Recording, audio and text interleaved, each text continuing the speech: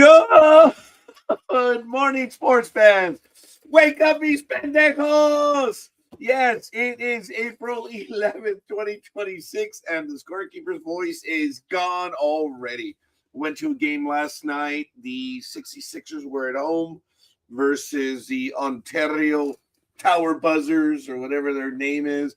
It's the single A farm team for the Mariners versus a single A farm team for the Dodgers. And hey, it was great. Bottom of the ninth, the home team, the 66ers, won with one out.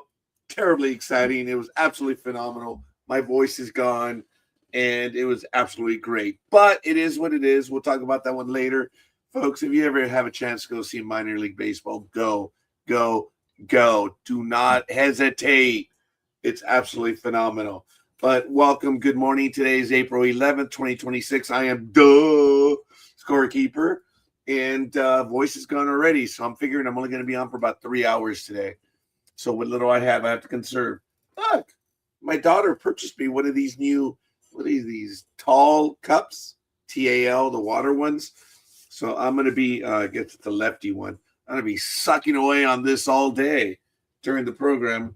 I have my King Taco burrito because we went last night after the program. And look, doesn't the office look a lot better? Look, there are no piles of paper. Woo! Just don't look over there. There are no piles of paper. Oh, okay, there is one here, but it's looking great. Absolutely awesome. Good morning, everyone. Whoever's in the chat room, why don't you let me know who you are and where you hail from? And let me know. I need a sound check. And I need to know if I'm working. If the sound is there. I have to do a sound check because somehow this stuff resets from time to time, and I bet you all of you find it amusing when I'm just talking to myself. Let me see audio. Yep, there it goes. Sound. Let's do a test. Ooh, I cannot hear myself. You know how annoying that is? There is no sound. I am unable. Thank you, Elway 7. I am unable to hear the sound. Uh-oh. That's a dilemma. My sound is gone. Wow. That's crazy. So I do not hear myself. Not that I would want to hear myself, but I am unable to hear anyone else. Ooh. Oh, wait a minute. I heard myself earlier. I heard the intro music. Good morning. Yes. Thank you. We hear you. That's almost historically appropriate. But good morning. I did hear the music earlier, so I don't know what's going on. Hopefully I am transmitting. But yes, I'm glad you hear me. And we're going to have our first studio something. Here we go. All right. Are you able to hear me? Okay. Yes. Shut up. And 2. Sure. There we go. There it is. You can let me know. There's our first poll right there. And there it is, ladies and gentlemen. If you're able to hear me, type 1 or 2 in the chat. Yes, shut up. 2, sure. So there's the first poll of our new system right here. And this is crazy. I did hear the music, though, but I am not registering anything else. That's because I can do a sound thingy, and I do not hear the music. I wonder if that's because I am live right now. No, I should be able to hear it. Anyway, good morning, one and all, and thank you for joining. It is what it is, and it's 56 degrees right now. It's 65 in here, which is kind of interesting, and it's 55 degrees outside, so they actually kind of match. It's going to get to a high of 77, low of 56. There's a 9% chance of rain officially due to weather.com. I don't know what that means. Wind is out of the west, going to the east at 3 miles per hour. Air quality is 18, which is good. I don't know what that means. I know what it means. I'm a geography guy. Pressure is at 29.98 inches and rising. Oh, I'm sorry. Geographically speaking. Visibility is at 9 miles. Sunrise at 6:25. Who saw the splashdown? Thank you, Always 7, for reminding me about it. Wasn't that glorious? Absolutely glorious. Humidity is at 90%. Dew point is at 53 degrees. UV index, is 0 of 11 at this point. The moon phase is a waning crescent, and sunset will be at 7:19, meaning I probably will not see the sun today. Unbelievable. But it is what it is. I got to slow it down. That way you don't hear the Isn't that annoying when someone is doing that? I have that, and I know it's annoying. That's why I'm working on it. So I have my King Taco burrito here, which I'm going to get to in a little bit. I have my business cards. What the hell? It's going to be a horrid weekend. I'm not going to come up for air until Monday, maybe around 7 a.m. and go get breakfast at my favorite restaurant, El Merendero on Gary Avenue. And I am looking forward to that. Tony, you're traveling, aren't you? Are you having your egg whites? Dude. Anyway, in sports history today, believe it or not, back in 1973, Hank Aaron returns to County Stadium as a Milwaukee player after his offseason trade from the Atlanta Braves. The Brewers beat Cleveland Indians 6-2. On this day in 1993, at the 57th U.S. Masters Tournament, Bernhard Langer of Germany wins his second green jacket by 4 strokes. Not one, not two. I should have done like that. Not one, not two, not 3, but 4 strokes. So he won his second green jacket from Chip Beck. He was the guy that was, that lost to him. But anyway, let me see. One more. What the heck? In 2004, at the 68th U.S. Masters Tournament, Phil Mickelson claims his first major title with a birdie. I didn't see that. On the final hole to win by 1 stroke over Ernie Els of South Africa. I remember Ernie Els. Still hum that guy's name for some reason. Ernie Els. Sounds like a commercial. Pete Allen's Dodge, Long Beach Freeway, Firestone exit, Southgate. The place has been closed for like 30 years. Everyone knows that song in Southern California. Pete Allen's Dodge, Jeep and Eagle. Long Beach Freeway, Firestone exit, Southgate. I used to take that exit from time to time when I would go home. I'd go west. And then when I was working in the area, I would go, west. And then I would go east to cross the 710 freeway to get to Garfield and go south. I used to work on the corner of Garfield and Gardendale. That was one of my last workplace assignments right there. You can see it on Google Maps. That was the county yard that I worked at.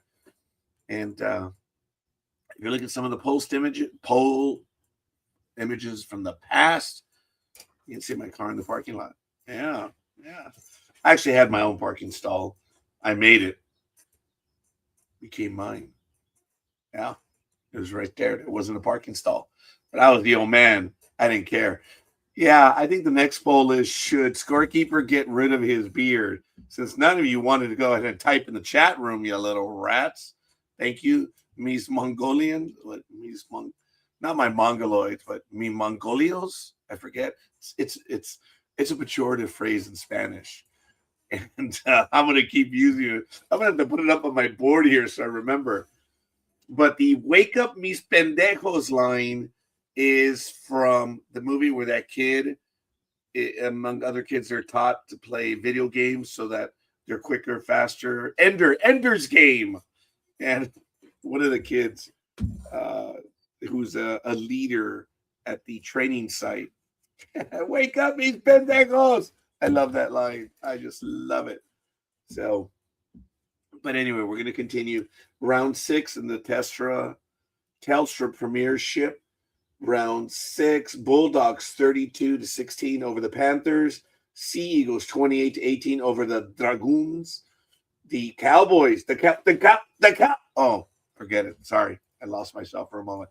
The Cowboys 35, the Broncos 31. Wow, there you go. Anime Girl versus Alloy 7. Raiders, not the Raiders won. Look at that. 36-34 over the Rabbitohs. The Rabbitohs. They're the Rabbits, man. The Rabbitohs. Whatever. Roosters 34, Sharks 22. That was earlier today. Ooh, I got a notification on Chrome. Don't care.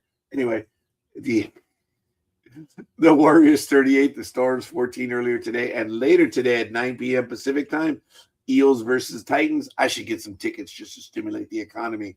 And the West's Tigers visit the Knights. And we already got our first bit of love. Good morning, Gridiron Girl. Thank you, Sonia Robles.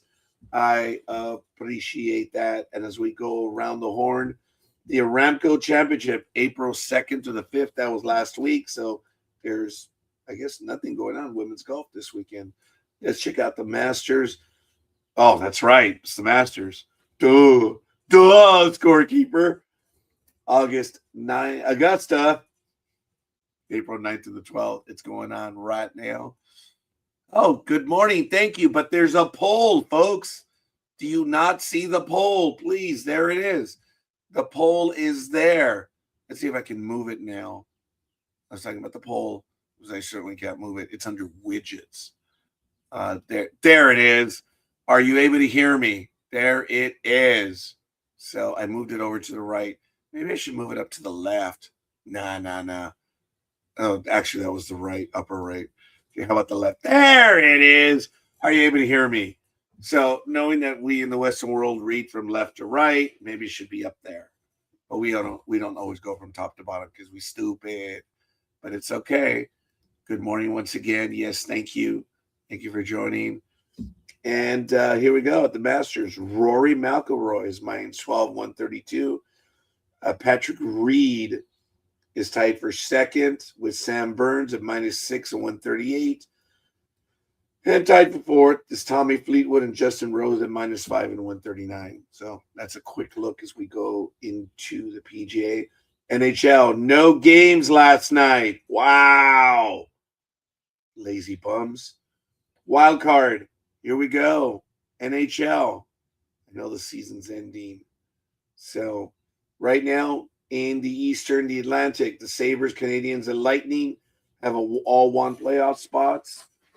The Metropolitan have clinched the division, and the Penguins have a playoff spot. Then the Flyers are right now holding the number 3 in the Metropolitan, and you have the Bruins and the Senators with 96 and 94 points respectively in the wild card. Detroit, Islanders, and Blue Jackets are all within 1 point of each other, 3 points back of the Senators for the wild card spot. In the Western, you have the Central. Colorado has clinched the division, and the Stars and the Wild are in the final wild card spots. I believe they have home field advantage all the way through the playoffs. The Colorado Avalanche do.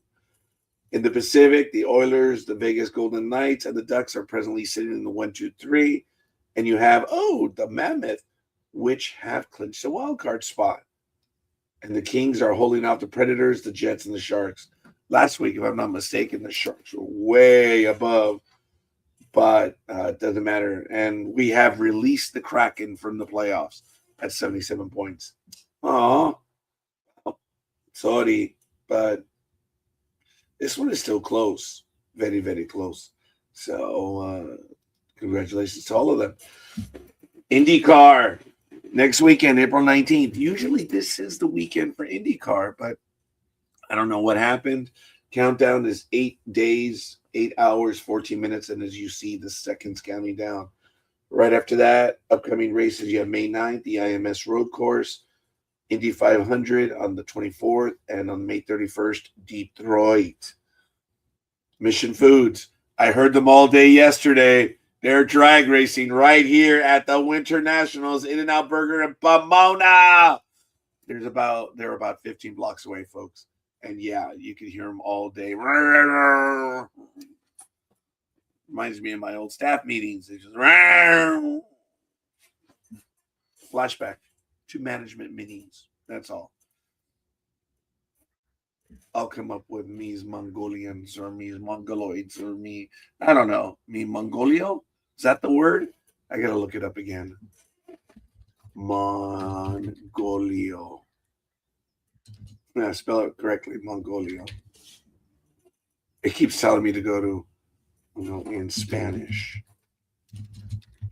You know what it means, right? It's really bad. It's a pejorative.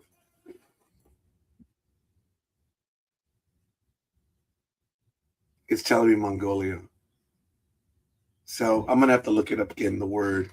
I think I put it in my notes. Here we go. Let's see. Oh, Intuit QuickBooks. Where is it? Oh, Mongolitos. There it is. How are my Mongolitos? There it is. Yeah, I'm not going to repeat this one on air because way too many people are going to be offended. But to the Spanish people in my universe, it was you know what this is? It's arthritis. Actually, I don't have arthritis, but whatever. So Winter Nationals, April 9th to the 12th. You have the 4 wide Nats in Charlotte, North Carolina, April 23rd to the 26th. The Southern Nationals, May 1st to the 13th in Maine. Just kidding. In South Georgia. And May 14th to the 17th, you have the Route 66 Nationals in Chicago, Illinois. Because that's where Route 66 ends. It starts here in Santa Monica and it ends in Chicago. And there's this little plaque on a street pole in Chicago that says end Route 66. When I was in Jacksonville, this was a big deal for me. Gmo didn't care. When I was in Jacksonville, Florida, I had to go to the end of Interstate 10, the Christopher Columbus Highway, because it goes from Santa Monica all the way to Jacksonville. And I was at the end of the Interstate 10. I've been at both ends, which is about right if you think about Scorekeeper's life. But that's neither here nor there.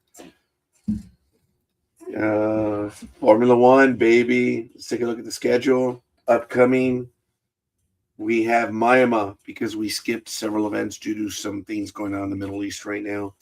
I know we skipped over Saudi Arabia and I believe Bahrain, maybe Qatar as well, but they're off this year because a lot of people are arguing. And as an old man, my thing is just stop it. Stop it, folks. But that's okay. I'm not a peacenik by any means whatsoever. But I value life, folks. I do. I'm ignorant. I value life. Miami, May 1st through the 3rd. Canada, May 22nd to the 24th. And Monaco is around 6th, June 5th to the 7th. And coming up, NASCAR, baby, as we go around the horn. Yeah, last week. Bell Road to victory in the number 62 car at Bristol. That's a very small park. Hey, I got a hold of Solomon Walters. Actually, Solomon Walters got a hold of me. Must have to do with something being April 15th, but that's neither here nor there. Taking a look at Major League Baseball yesterday in Major League Baseball action on Friday, April 10th. Pirates, woohoo, are 8-5, folks. Pirates, 8-5. Wow. Montgomery over Thielbar. Santana picked up the first save 2-0. Diamondbacks edged the Phillies 5-4. Soroka over Luzardo. And Sewell picked up his fourth. The Tigres, way to go, Tony. I was going to say Timmy for some reason. Tony the Tiger. 2-0 over Miami. Montero over Paddock. I'm glad someone can win because the Yankees, I think, only took 2 of 3 against them. That was embarrassing. The Angels are back to 500, killing the Commies 10-2. Kochanowicz versus Burns. Wow, who the hell is that? Anyway, I'm sure Angel fans know. I don't know because I haven't been there. So we'll have to see. Blue Jays 10-4 over the Gemelitos. Mantiply over Woods. The Athletics, shockingly, won 4-0. And the Mets, losers. Clay Holmes took the loss. He's now 2-1. Yankees lost, blew it. Lamos They started the ninth inning rally and nothing. They fall to 8-5, the morons. And the Rays are now 6-7 with that win. Luis Gil. You know, that's Gil. Gil is in Spanish. In English, it's Gil. But whatever. Luis Gil. Folks, I'm sorry. I speak, well, I endeavor to speak English. And you know what? I'm tired. I need a little bit of water. I'm showing off the new cup that my daughter purchased for me. Oh, with my credit card. But anyway, the hated ones. I'm a jerk. Hated one, 6-3, and was purchased for me. The Orioles lost to the hated one, 6-3. Roop over Baz. And as we go on further, the Atlanta Braves improved to 9-5 over the 8-6 Guardians, 11-5. Kidley over Chicuni. And America's AAA team 2-0 over the Black Sox. Bubic over Martin. Urseg picked up his fourth. Wow, the Nationals over the Brewers. Anytime the Brewers and the A-holes lose, God bless America. 7-3. Nationals pulling over McGill, Megill, Megill. It's probably meal. The guy probably pronounced it meal. It's McGill. Ugh. Cardinals 3-2 over the other hated ones. May over Kelly. O'Brien picked up his fourth save as well. Padres improved to 8-6, 5-2 over the Rockies. And the Mariners 9-6 over the A-holes. And the A-holes are 6-8. God bless America. The A-holes are 6-8. The Pirates are 8-5. Man, if they could resolve everything that's going on in the world, life would be grand. And in the final game, the Dodgers improved to 10-3. I believe they are the best record in baseball. And they beat them 8-7. So good morning. And I thank you. We have our first official vote here.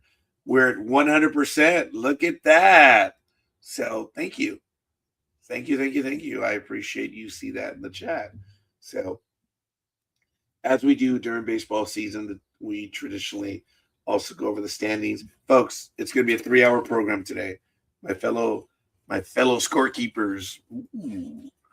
There's only one, but my fellow scorekeepers, my fellow pundits, my fellow commentators, my peoples, get in here. 6:24 a.m. in the American League East or least, knowing that there's only one winning team. Yankees are 8-5. Everyone else is a losing record. So now they're in the American League least right now. In the American League Central, you have the Indians are 8-6. And in the American League West, I got to do some maintenance this morning. I think the next question should be, should scorekeeper get rid of his beard? That's another reason why I have to end at 9 o'clock today. I have to do the maintenance here as I get into my last weekend and last few days. Boy, the wrists are hurting, man. It's horrible. I have to dictate everything to the computer now. I can't do typing. I'm old. All my life I've been on a computer. So my fingers are like this. When I was on my cruise in January, it was embarrassing. I held up my glass of water and it fell out of my hand. That was horrible. So, yeah, can't open a jar of pickles anymore. Orville. Yes, that was an obscure reference. In the American League West, you have the Texas Rangers in first place at 7-6. In the National League East, you have the Atlanta Braves 9-5. In the Central, oh my God, because they're all in first place. The Pirates, the Cardinals, and the Cheaters 8-5. They've been the Cheaters because of Braun. You know that, guys. And he retired. He's gone. Get out of here, Braun. Enjoy your millions. And in the National League West, you have the Dodgers at 10-3. The best team in baseball is the Dodgers at 10-3 by far. So kind of cool. Major League Baseball is off to a start. Second best team would be the Braves. in runs scored. Let's see. Quick cursory look. Yeah, the Dodgers at 83. Oh, I apologize. The A-holes have scored more runs, 85, but they're 6-8. See, having a prodigious offense means nothing if you're giving up 87 runs. Get that. So as much as they score, they're giving it up as well. So if they're scoring and giving it up, are the A-holes the hermaphrodites of Major League Baseball? Oh, that's bad. And I guess the best run differential is the Dodgers at plus 35. The worst is the Black Sox at minus 29 on run differential. So it is what it is. That's a quick look at baseball. Let's see. You're lucky I checked in and there was nothing booked. So I began to watch the 1964 Zulu, but had the computer on charge and did a quick check of YouTube. You mean Pendejo Tube? Yes. So yeah, I scheduled the last minute. I do that from time to time, but thank you. I try to get it done early, and I have no bandwidth left, folks. There's no other way of saying it. I've been exhausted. I'm exhausted. This smile is fake. There is nothing that Scorekeeper has left right now.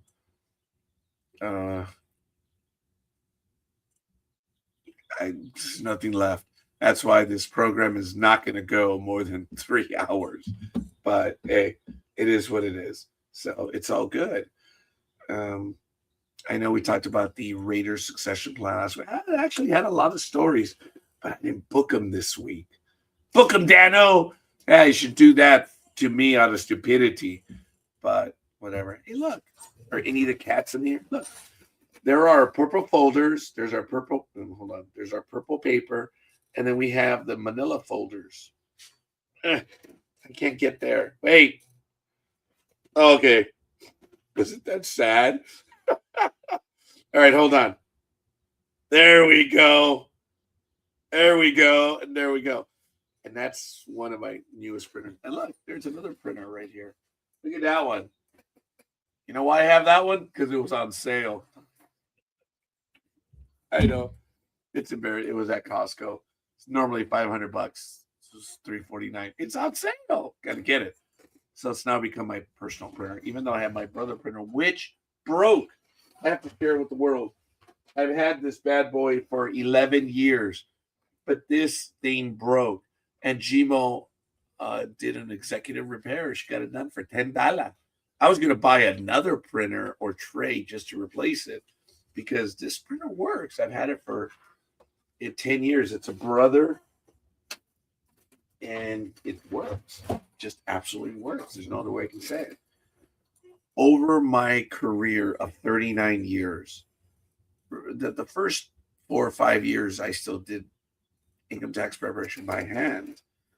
And I would have to go to a Thrifties. I remember one year I would go to Thrifties to go and make the copies. And my parents knew that I had something and it broke down. I'd forgotten about that one. In 1988, there was this heavy printer that I had with a handle. I'd forgotten about that one. So I've had 5 printers. That one cost me like $600. And I started tax season, and oh man, it broke. The fuser went out. And back then, $600 in 1988, man, I was earning $335 an hour. That was a lot of quan. And I was a month in the season, and my parents saw that I didn't complain. I didn't do anything. They took me to Office Depot, and I purchased the copier that I had for it was a copier because I needed the copier. And I had that one for about 15 years. After that one, I also had an HP LaserJet, which I purchased in 2000 for $299. Again, that was a lot of money back then. And it died in 2018. So those are the 3 printers I had. The copier died about 2011, 2012. And then I forget my Epson stylus, my 800. Wow. So that's 1, 2, 3, 4. Wait, hold on. 1. Okay. The fuser, these Epson stylus, because they're copiers. Copiers are different from printers. Remember that. So I had that. It was awesome, man. That thing, it was heavy though. But I was able to make copies. And I had the other copier. And I think I've only really had 2 copiers, pure copiers. And then I had the Epson stylus, the HP LaserJet, and I had one that lasted me nothing. It was worthless. It was an Epson 6-in-1. I don't even know what the 6 was. And then I picked up the brother. So I've had like 5 printers, 2 copiers, but these are like combo machines. They copy, fax, print, everything. Anyway, I have had in my life 2 pure copiers and scanner printers. I've had 2, and just straight printers 5. Yeah, in 39 years. I haven't had that many, and they've all been great. So I take care of my machines. What can I say? I should be taking care of myself. I've noticed some things. Scorekeeper is a little concerned due to his health, and I've got to fix stuff. Coffee is off the. I'm dumping. I'm going to go back to coffee later, but I've had too much of it. So soda is off the menu. Absolutely. That's why I'm having water. And yeah, I've detected some things in my advanced stage that I have to work on. And, likey. So let's see if we have a joke for you guys. I know I've told so many, but they're all kind of lame. That's what I do. And I have this website that I go, you see, look, see, oh my God, you see that squirrel? As I was looking down on screen, I saw this. That's when I know it's time that I have to get rid of the beard. So when that little thing is protruding, it's got to go. So later on today, the beard's going to go. So it's done. It is done. What do you call fake spaghetti? An impasta. At least I said it correctly. Why don't basketball players go broke? Because they always make net profit. Oh, that was lame. That wasn't even funny. I asked a football player if he could teach me how to kick a ball. He said, I'm sorry, I'm a professional. I can't lower my standards. Ooh, that might have been a soccer joke. I finally got my trainer's attention by eating a whole pizza. It was cheesy, but worth it. Yeah, it's called getting old. Things break and wear out. I missed that day. Like I missed the day of the fastball when God was blessing the arms. I missed out on that day. I did not get blessed with fast speed. I think I went to the Star Trek fan club meeting as opposed to the fastball one. I don't know why. I guess I had my priorities straight back then. I'm wearing a baseball uniform, yet I am called a sports aficionado if I wear a uniform. I wore the uniform yesterday to the 66ers, and it was normal. But yet, if I would have had a Star Trek uniform on, people would have made fun of.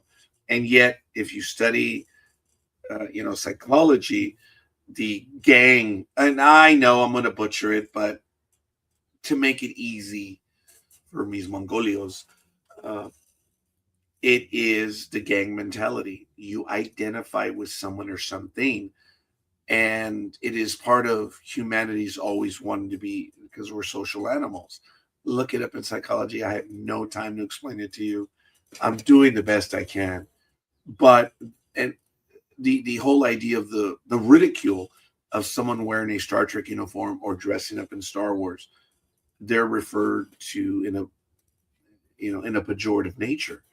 But yet, if someone dresses up with a uniform, or even if you look at Raider fans, what they do, that's normal, but yet they will scream and yell and act the fool, drink beer, and be stupid, but that is part of society.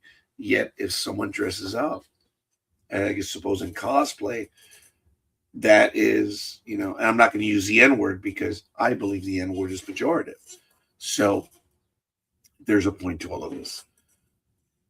The gang mentality is who and what we are. It's what we identify with. It's even having to do with the part of our social economic groups. The first time I found out about the gang mentality from psychology is through social geography. That was geography number 2, cultural geography, which was really, really cool. And I don't know, I'm way off topic. I think I'm losing the audience because it is what it is. But, when you use the N word, it's pejorative to many people. And I'm going to use it shortly just to make my point because it's annoying. I have no problem saying the N word, but I think it's a pejorative word. And when you see someone dressed up as a Star Trek fan, when you call them a nerd, it's why? Yet you have a sports fan, these people will do what they do.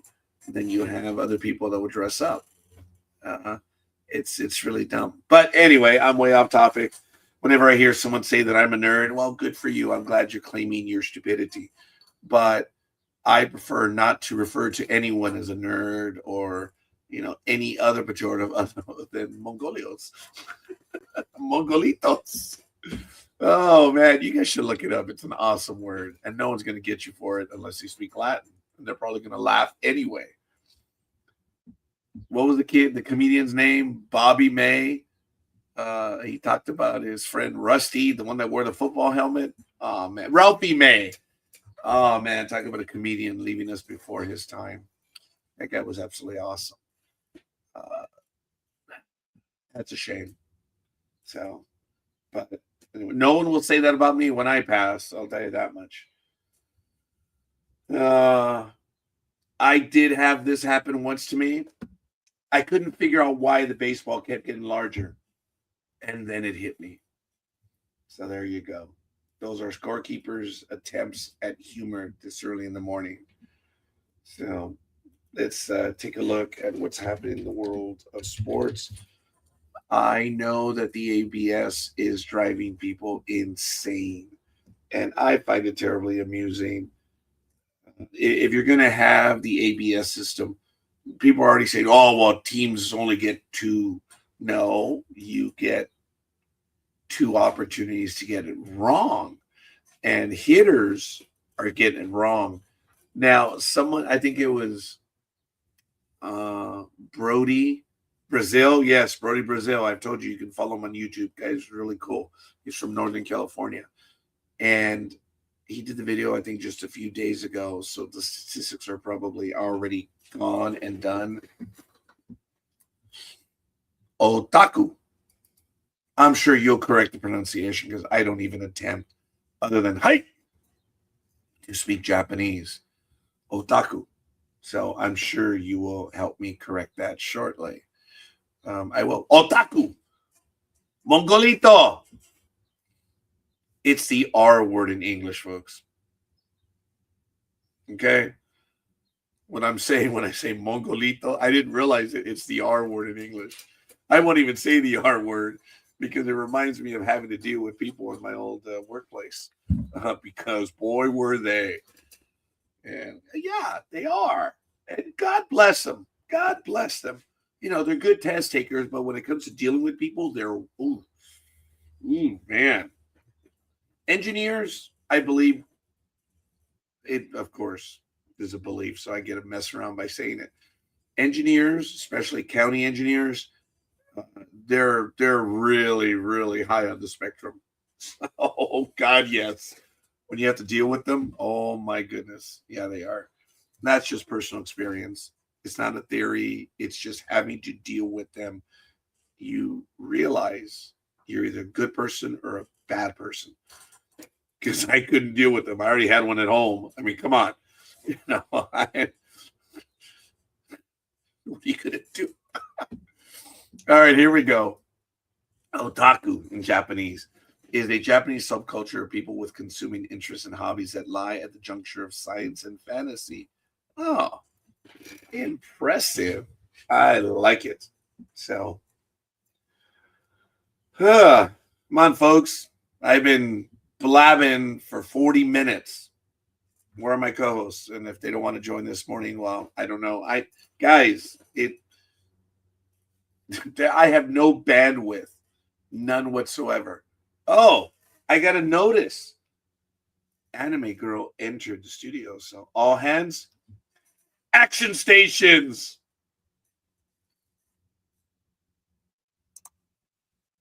I hear you. No, you don't. Typing away. You don't hear me because I wasn't talking. See, I'm classified as an otaku because of all of this. I'm sorry, what was that pronunciation? Otaku. Oh, I just said orotaku. And oh my God, I knew I got it wrong. No, that's all right. But no, because of all this, but you get ones that are into the railways, into baseball, basketball, you name it. They're all classified basically as somebody who's obsessed with one thing. I'm obsessed with baseball. I am obsessed with science fiction. I don't know if fantasy as well. I could say something, but I'm not going there. I had two or three items. Not this time in the morning. I had several myself. So I think it would have just who's going to be crueler. So I'm just, no, this is my stuff, animation in general, because I've got all the Western stuff over that side. Oh, how apropos. Now I'm just curious. I am facing slightly southwest. I, for the most part, face west. I didn't say that. I said I generally, Lord of the Rings, man, come on, Harry Potter. I have an affinity more for the science fiction. I know it might be science fantasy. I believe Star Wars is science fantasy. So, it is what it is. And welcome one and all. Good morning, Michael. So, look, you guys should vote. Morning, Michael. I have one vote. Yes, shut up. And I'm violating that. That vote will be open for a little while. Go ahead and type in the chat room. 1, yes, shut up. 2, sure. And the question is, are you able to hear me? And ladies and gentlemen, all hands, battle stations. Morning. Dude, you sound like something that no. You look like something that I avoided on the road back in Alaska when you did that. What's going on, homie Claus? Because homie don't play that. Finally got to have internet, damn it. Internet's been out since like 11 o'clock last night. Some idiot hit the power thing again on the curb, like right down the street. Nah, be honest, you didn't pay the bloody bill, that's all it is. No. You didn't That's pay the one bill that always gets paid, the internet and the phone. No matter what. Okay, I'll let you. Oh, hello. There's something. What is it? What's that? I said yes. Oh. Yeah, what we imbibing? Oh, water. My daughter purchased this for me, and I'm just drinking water. I'm sorry. Okay. I have another one, which so you're one of me. No, the other one. So that's the Coleman one. You're one of the cool kids now. Oh, I don't know. It's a tall. It's a TAL. It's the Walmart brand one, I suppose. Big my dog. Daughter, of all things, my daughter goes to Big Walmart. Dog. He's about as cool as a chili pepper. Let's be honest. I most wholeheartedly agree. But I say fantasy, and the big dog shows up. So does your skin still burn a little bit when you go to Wally World or Sam's Club? I've actually I went into Sam's Club because my office manager drugged me in there, and she was trying to say how it was much better than Costco, and because you're able to walk out without showing your receipt. I'm like, yeah, but it appeals to my senior clerk mentality that Costco is better. But you need it burn. It did burn in Sam's Club. Didn't you scorekeeper? It appeals to your OCD walking out without showing your receipt. It does. It just look here. There's my receipt. Look at it. It matches with the cameras, all my purchases. I have no illusion on that. So yeah, it matches. It really does. Would you buy a car from this man? Would you buy a car from never. No way. Never. You might from that one, but that one. Big Dog can sell you anything. He can get you to do anything. Big Dog is a good person. And, I can sell ice to an Eskimo. He probably can't sell Santa an Arab. I don't know. Right now, it is a little cheap. Well, that's there. I'll come with the camels. You know, I'll try and take the fleas off first, though. Yeah, you need it. Short arms. You know, fleas. Short arms. Just so you can tell your office manager, Costco is better because it's a proven fact that Costco gas is better than Sam's Club gas because Costco gas has been rated top tier gas, whereas Sam's Club has not. Oh, so that's okay. I believe she is not feeling well right now, so I shouldn't really say anything other than her mistake. Are you going to take soup to her later? No. Are you going to take a bottle of tequila to her later? I'm just going to have it sent over. I don't have to take that. That girl, as Big Dog pointed out to me, every picture she has, there is a drink in her hand. Yep, everyone. Yeah, I did notice that.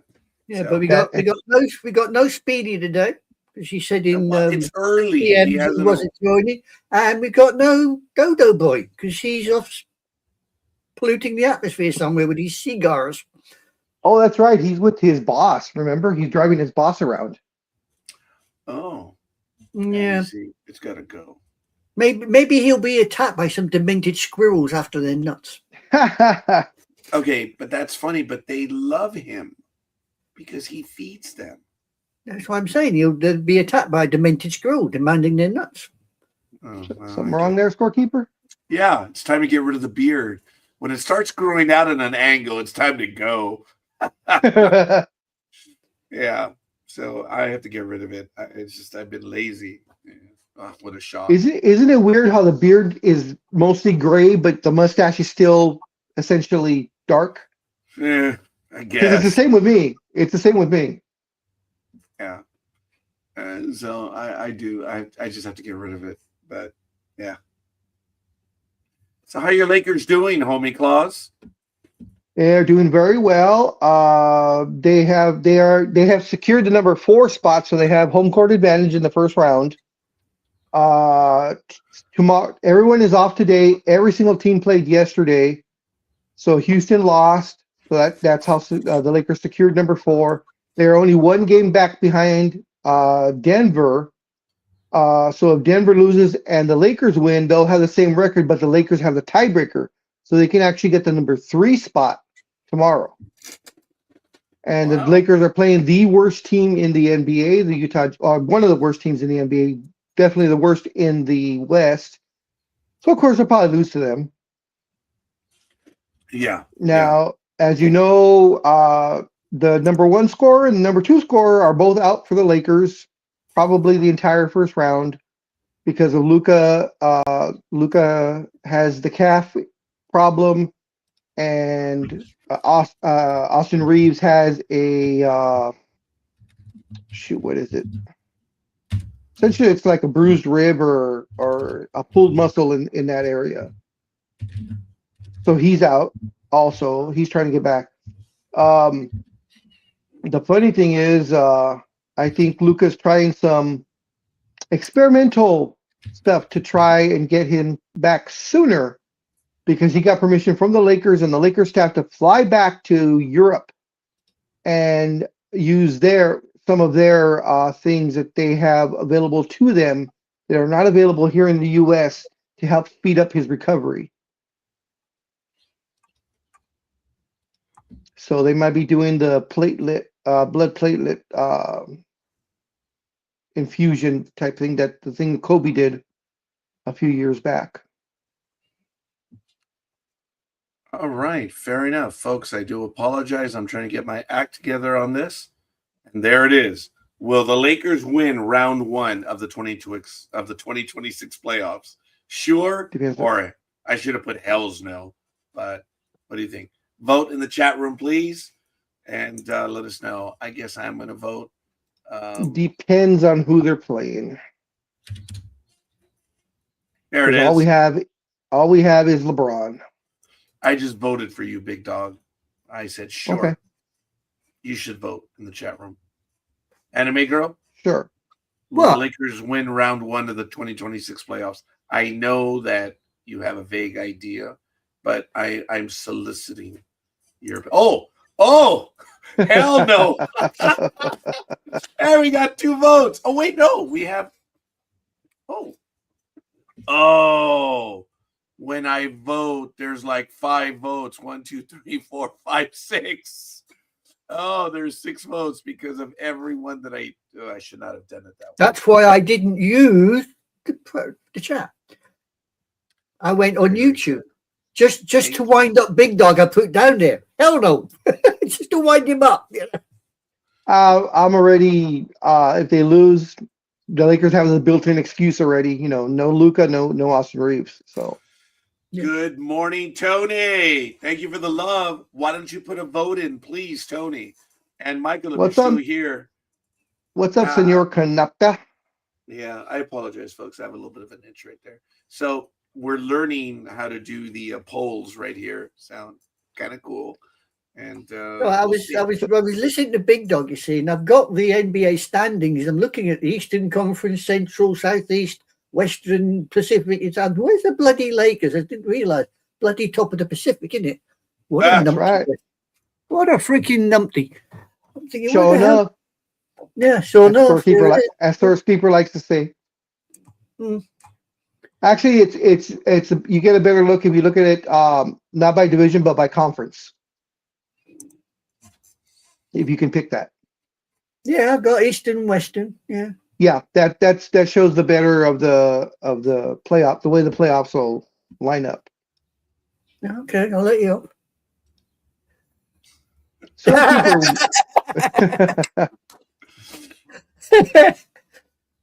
Scorekeeper, did you like the Ichiro statue that was unveiled yesterday? I thought it was absolutely phenomenal, but when it comes to breaking hearts, I guess the Mariners are real good at this, right, Big Dog? Why don't you enlighten us on that? Oh, I just saw the highlight of it yesterday. I don't know what happened. I know it was unveiled yesterday. Broken. Oh, you got to be kidding! Oh, wow. I thought that's why you were doing this. I mean, no, because I saw it. I didn't notice that. The bat is broken, folks. That is too hilarious. It's beyond. Ichiro, if anyone deserves a statue, if anyone has earned a statue, it would be Ichiro Suzuki. I was just hoping that Seattle got the people that the Lakers get and not the people that the Heat got, because that Dwayne Wade statue is horrible. His face is totally contorted, doesn't look anything like him. I was talking about Dwayne Wade the other day, and which is a song. Big Dog. Big Yes. Dog. Yes. You ready for this? For sure. No, go ahead. There you go. Done broke the bat. That is too funny. Just thought I went looking for it just for you. There you go. Wow. All that money they spent and the bat is broken. Yep. And They're probably going to try. Here is the video. Check it out. The sculptor is probably going to blame the curtain. Yeah. Yes, look. Oh yeah, right there. I just saw it. There you go. Yep. There it is. So it was a curtain. I was just kidding about that. It was a curtain. Yeah. But at the same time, there it is, right there. Yep. But at the same time, if a curtain that does not weigh much. Yep. Yeah, look. There's the bat. And on right. All right. 5, 4, 3, 2, 1. Right there. There you go. And the face of The face of If the it was- statue sort of looking at the bat saying, idiot. Yeah, if the sculptor made it that fragile, I mean, it should have been that should have been a solid piece right there. What is it made out of? Bronze, probably some sort of base metal, and then they bronze the outside of it. I was That's going to say, it embarrassing. can't be bronze, because bronze is a lot more solid than that. Well, no, what it is, it's a certain metal base, probably pewter or something, and then they bronze the outside of it. So it's just like a coating of bronze. Ah, okay. I'll let you off. He genuinely is a global superstar, and to have Yeah. that happen, He looks good. he could still play baseball today. I'm pretty sure he can. How old is he, Raj? Late 40s? Oh, I think he's in his late 40s right now. Yeah. Yeah. So that was, that was crazy. Who's the other person in the background? Ricky Henderson? Oh, no, I believe that's Edgar Martinez. Oh, really? Yeah.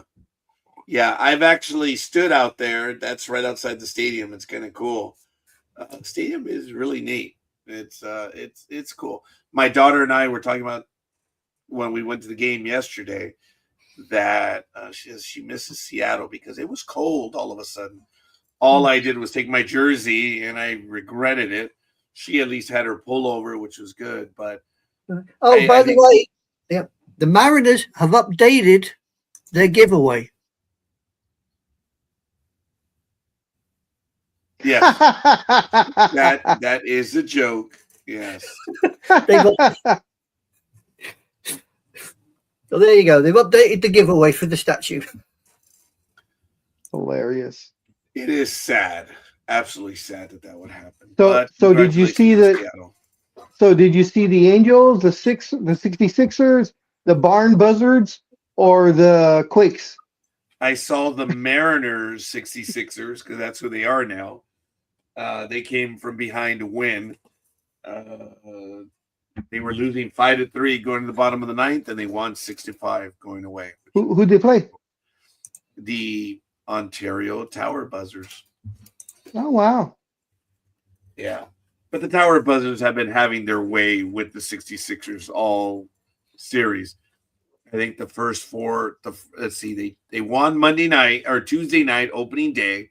I was there, and they got their clocks cleaned. Wednesday, I think they lost. Thursday, they lost. And now they won yesterday, which was really cool. My daughter and I in the eighth inning were like daring each other. Okay, who's going to be the first one to call it? Because it got cold, which was shocking. And we stayed in there. And there was one out in the bottom of the ninth. But my daughter and I, we do not leave. And there was a big hit. And the feeling was there. And sure enough, a few batters later, it ended in style. The Inland Empire 66ers took out the Ontario Tower Buzzers. And there were more Tower Buzzer fans in the crowd, which was interesting. Because when we won, there were fewer people standing up, and there were more Dodger fans seated. That was hilarious. Look, I'm a Dodger, I'm an Angel, but it's a lot more fun to be the opposition here in Southern California. And when the home team wins against a Dodger team, it's just funny to see their faces. They're so, what is the word there? It's beyond expectant, but they have this stupid jackasstic attitude that I'm going to win all the time. And when they don't win, it's like, does not compute. Line 20, go home. It's funny that when they lose, they can't handle it. They cannot handle a loss. And it's damn funny to see any Dodger entity lose. But like I said, it was cool. They won yesterday. Beautiful comeback. That's why my voice is gone. So, but before we go any further, ladies and gentlemen, it is 7 a.m. I apologize, on the Pacific Coast. We are entering the second hour here on Sports Talk with the Guys, home of the Monday Morning Quarterbacks on Saturday. Big Dog Thou Si, was senor. about to utterest something. What do you think about the Dodgers come back yesterday and get the ninth inning walk? Well, everything now is a walk off. So Max Muncy hit his third home run of the game to help the Dodgers beat the Rangers. I believe it was 8-7. Didn't watch it. Wasn't watching. Well, you were at the game, so Yeah, and I've been a bit busy as of late, so and I apologize, folks. Gmo and I did visit King Taco last night after the game on Sierra in Kentucky, and yep. I was so tired I was falling asleep waiting for the food, and then Seriously. when I'm actually at the counter, all of a sudden I'm like, "Oh, I'm sorry, what?" She goes, "No salsa." I'm like, "Oh." The smell of the food woke you up. No, I was that tired. I was a bit Did you have worried tacos? about driving Tacos or home. burrito? Tacos or burrito? I had one burrito yesterday, and I'm going to have another burrito right now. So, Oh, you just had to remind him, didn't you, big dog? No, I already had it there, and I was talking about it. I already showed it on screen. That was for you, anime girl. I'm going to kill myself on air. Let's see how you feel about this, scorekeeper and anime girl. As I said yesterday, every single team played. So all 30 teams played. So there was 15 games yesterday. The NBA set a record as Friday's slate sees at least 168 players out due to injury or illness, or as I say, load management. It says all the starters for the Thunder and the Nuggets who played head-to-head yesterday, they were all ruled out. And it says around the NBA, no fewer than 168 players, including 14 players from the Memphis Grizzlies, were held out of Friday night because of injury or illness. Cool. It's BS. Personally, that's some bullshit. I'm sorry. Yeah. The amount of money that they charge to see for these games, and you're sitting out the entire starting, like the Thunder versus the Nuggets yesterday. So the world champs sat their entire starting lineup, and the Nuggets sat their entire starting lineup. That's just that is too much, at least for me. Mm-hmm. Well. Scorekeeper doesn't care. He's eating his burrito. I agree. This isn't baseball, folks. Where you have a game. I don't, but thank you. I thought the NBA had rules about this where you couldn't do this, but apparently teams are getting around it. Yeah, by reporting either because the Thunder versus the Nuggets was not on NBA TV, and or it wasn't on any of the major stations, so it wasn't a primetime game. So with that, you only have to give, I believe it's that 24-hour notice saying you're going to sit your player because his pinky hurts or something. So there's our link if you want to go ahead and join. Good morning. Your guy's busy today. He's busy. Mm-hmm. He ain't going to be in today. I mean, you do realize that a whole 90% of the audience just got up and walked out because you're sitting there sucking a burrito, don't you? Put some chili on it. Make sure there's no seeds. Adventures and try some wasabi. Make sure there's no seeds in there. Okay. First of all, I've had the wasabi, and when I was on the cruise, I also had wasabi. For the love of God, if you have a cold, go have some wasabi. Yeah. You want to hear a funny one, guys? Please. When I was still married, we went out to early on, way early on. God, I was still in my early 20s, mid 20s, right in there. And we went to a Chinese restaurant, and they served wasabi. And Raj, Emma thought it was avocado. You mean he didn't made her? he scooped an entire teaspoon onto her. I think even the rice mixed with the rice or whatever, and she just Yes. In other words, she did a mater in the film. She did a mater. yep. Get on there, boy. Oh, I didn't notice because I was eating. And I was like, oh wait, and she just as she put it in her mouth, I was like, oh well, she's gonna learn real quick. Yeah. Learn once. It's like you put the fork in the outlet. You learn that one time. Yep. We don't have that problem over here. Our plugs are slightly different. I know, stupidity. But there's two lessons to be learned by plugging the fork in there. The kid will be shocked, and then you're out of power for so many hours. Yeah. Because of that, so everyone pays the price. Before I came on, did you guys congratulate the women's UCLA basketball team for winning the NCAA tournament? Their first NCAA title since the inception of the women's NCAA. No, didn't realize it was it happened to be. Yeah, and they coasted. They dominated. I think it was, I forgot what the score was, but it wasn't close. So congrats to the Lady Bruins. Yes, congratulations to them because job well done. Must be honest, as I said to scorekeeper, I checked about 1:30 and there was nothing booked. So I'd settled my backside down in front of the TV to watch the 1964 film Zulu. Okay. They were at the bit where the girls were dancing with the guys.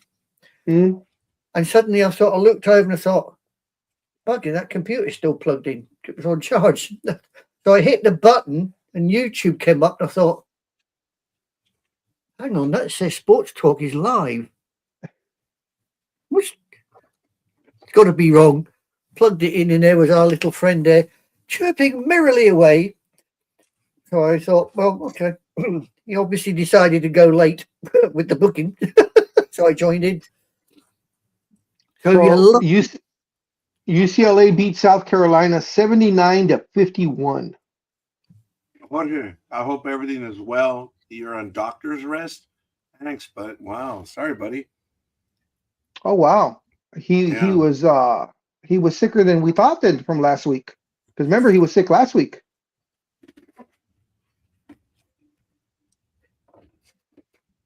Roger, don't remember? I have no bandwidth right now. You're just focusing on that damn burrito. That's what it is. Okay, that's true. But I've had people call me and say, "Hey, Raj, remember last?" No, I don't remember last anything. I have no bandwidth right now. There's nothing I can say. I'm not on autopilot. I think that broke a little while ago. I'm just trying to get by, folks. I'm just trying to survive right now. To keep you off of that, the burrito, is that carnitas asada, pastor? Carne asada. That's why. Jorge, I'm sorry, brother. I really didn't realize. I don't remember, folks. That is insensitive of me. Scorekeeper, do you eat carnitas or no? Rarely. I'm stuck on. But you see, I slathered it with salsa, folks. Green or red? Green. Now, is there green the hotter one or the mild one? The red is the hot one? Oh yeah, and it still is hot. But they're from North Mexico then, because I believe North Mexico goes red hot, green mild, and South Mexico goes the opposite way. Because I know you were about to say it depends on where you go, because sometimes it's the red's hot, sometimes the green's hot. That's why you always ask. Unless you're able to breathe, unless you're able to, eat fire, it doesn't matter to you. But for those who can't, should ask first. Yes, at El Merendero, my favorite restaurant. Only because the bakery, the young lady at the bakery, is the only reason why I go. Anyway, trying to get a look at her conchas, huh?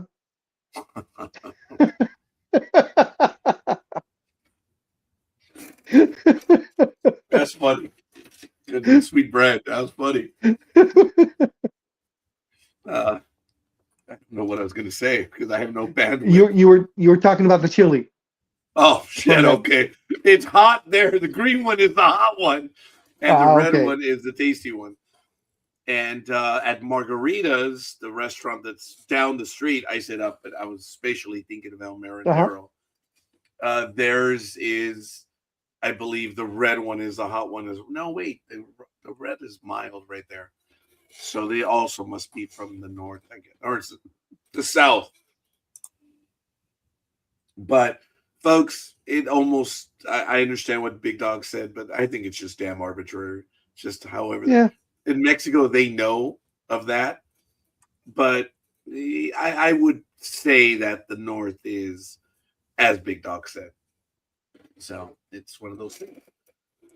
I'm going to lay off my burrito for a moment because I think I'm full, and I'm going to finish it off because the program is over. So Can't believe you're drinking apologize, water. Jorge. I'm sorry? I can't believe you're drinking water. I'm drinking a lot more water. And my kidneys Good. are telling me That's good. You're about That's to good die. for you. That's good that you're drinking water. I have all of the alert things for kidneys in distress. So the soda is definitely gone. The coffee for right now is gone. But if you take coffee black, it's good for you. So coffee's gone. So Tony, if you drink it the way Tony does. I'm not as privileged. Is that with or without the egg whites? without, but I am changing everything. So it's all good. That's why you're getting forgetful, you see. You've changed that bloody much. You forgot what you did the first time. Yeah. So are you on Lasix by any chance? No, or no? No. Okay. No, I know I have to change things. I'm getting all the signals and I've detected them. So it's like, okay, got to change. I've been drinking water for months now, but apparently I've not been drinking enough because when I go out to breakfast, I have a small cup of coffee, which I don't finish. And I have 2 cups of water. So I'm beyond that. That's what I'm saying. I'm getting the warning signs. So I have to increase my intake. That's all. But I don't drink enough water, period. So now I'm going to be doing at least one of these. And because I have this one. I can't take water just to take. The Raiders one. I probably drink about 10 or 11 of these a day. You see, if I did that, I'd be in the White House permanently. When you named it, becoming that t'other. Simple as. I know I go more often, and being a little older, it's funny how you can drive for hours and allegedly hold it, and then you could be at your desk all of a sudden and like, oh damn, and it's a question whether you're going to make it or not. It's funny how that works. And it's distressing. So I understand that. I have learned the hard way, pardon the pun, that when you get that inkling, get the F out of my way. I've been in mid-conversation, take that however you want, and take it off. Says, I got to go. That's it. So it's fun getting older. No, it's not. You suffer from what they call... You suffer from what they call soggy farts, and they are really not good for you. Would you please enlighten us what soggy farts are? Oh, that is funny. It's I had not heard that one. You know, you have gas and you want to fart, and you think, yeah, not a problem, and you have that little poof, and you think, oh no, I followed through. It's a soggy fart. So that's what it is. Oh, that's why they said once you get, they say the saying is once you get past 40, you cannot trust a fart anymore. No, definitely you cannot. You call them? Did you say sloppy or soggy farts? Soggy. Soggy. S-O-G-Y. Soggy. Over here, it's sloppy or wet farts. occur when liquid and other stuff gets mixed in along with the gas, which is funny. And it's also referred to as sharding. Yeah, I've heard that one. Thank God I have yet to have one of those, and I'm not looking forward to it. So, wow. Okay, Jorge says, wow, me to coffee and soda. Doctor told me my kidneys, I guess his age. Dude. That is serious. Okay. Yeah, that's way bad. But you know what? They discovered it, brother. They can fix that. So I have not. Okay. Like anyone gives a rat's ass, but when you do what you do and there's a lot of bubbles, it's like, ooh, that's protein getting out because that should be going into the blood. That's sign number one. And then you have the lower back pain when you wake up.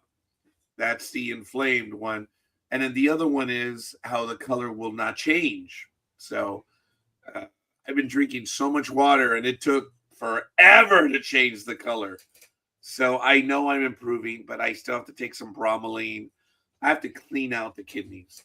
I am at that point where I can still do the triage, and I'm doing it. So I have to take more. Folks, cranberry, it works, but understand that it's not the end all. And but cranberry juice does work, but again, it's not enough. There's a lot of things I've got to be honest to say, I lost one of my kidneys 10 years ago, and I knew absolutely nothing about it. Yeah. And you're still looking for it? Yeah. I asked the NHS what they'd done with it, and it came down to the fact that they reckon that when I had an operation over 20 years ago, they reckon something somewhere wasn't done right, and there was something. They might have nicked your kidney or something.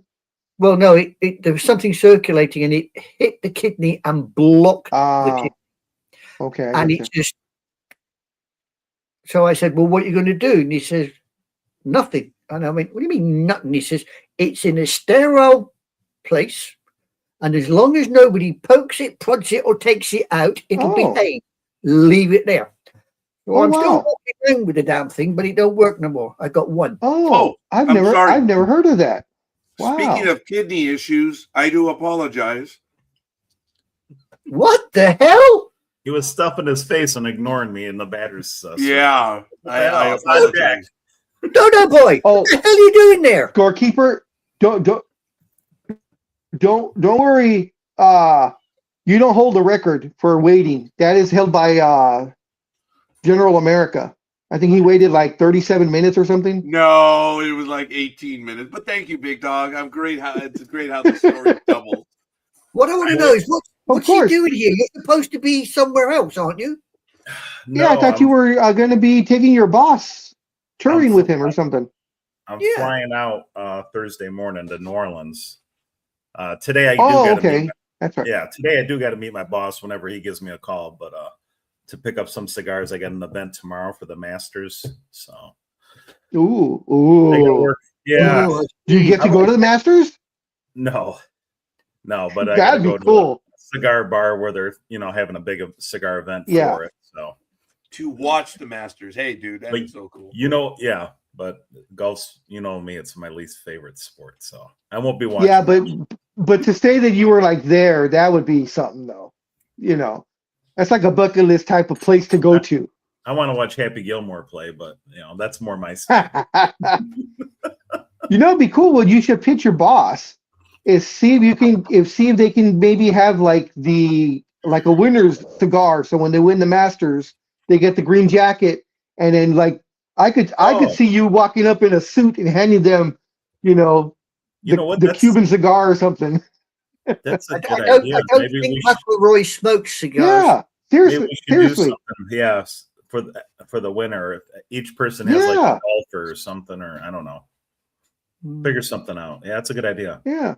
I don't think McElroy's not into cigars. Not really. Well, no, but I mean, it's just a gesture, though. Because it's a branding. So that'd be more money for. To be honest, for the Masters. If it's Irish whiskey, he'll probably rip your hand off and beat you over the head with a soggy end. But But doesn't one smoke a cigar when they win? I Yeah, guess see, why that's what I'm Rory saying. He's not into it. Yeah, same to you. Hey, how'd you guys like that Tiger video that I sent about him coming into the Masters? Oh, damn it. I knew Tony would love it. That was great. That was great. I mean, I was so busy yesterday, I couldn't answer back or nothing, but I was like, oh man, I've seen it. It was hilarious. Yeah, that was great. Fed the squirrels this morning yet? Oh, yes. I was out. Actually, yeah. They were in the front yard instead of the back today, and I had 6 of them out there. I'm like, I don't know. Oh, I see. They were forming a picket line, were they? Yeah, they were just more and more were coming out of everybody's lawns. They're spreading the word. Right. Usually I feed them in the back, but word got out to the front. So I looked in the back when I got up. Okay, there's no squirrels in the back. So I happened to look in the front. There was one, and then I go out there, and then So Oh, you know what it is? As soon as you opened that front door, a little message went up. It's here. because I wanted to feed them early so I could get on the show earlier, but I didn't expect to get bombarded. And I gotta say, I love the shirt. One of the Yes. I love Phantasm. Yes. When I was a kid, that movie scared the shit out of me. That old man where he's a boy. Oh, yep. Loved it. Perfect. Yes. And pretty who was that? underrated as far as horror films goes, but it has a cult following though. It does. It does. Yeah, me and my dad used to watch it all the time. I seen it at the drive-in. I just love it. Oh man, that must have scared the crap out of you when the drive. Oh yeah, because I was like 6 years old. Let's see what year was it? 79. Yeah, I was 6 when it came out. And just imagine Tony sitting in the front seat at the driving, watching the movie, some idiot coming up to the side window and tapping it, and Tony going literally through the roof. I was 13. Recreated Tiger Woods running at the 2026 Masters. There it is. That's funny. I did not. That's also why. That's also why I captured it too soon. I saw your too soon line, and my whole thing was like, ah, shit, I'm not even going to look. All right, just breaking news right now. Dallas Cowboys safety Marquise Bell has been arrested and charged with felony possession of a controlled substance yesterday. Yeah, 2 aspirin and a bottle of Coke. Oh, sorry, that used to be this stuff, but not anymore. Oh, I remember the day when you could do that. Actually, you get a bottle of Coke and a couple of aspirin, drink the Coke, and you're as high as a kite.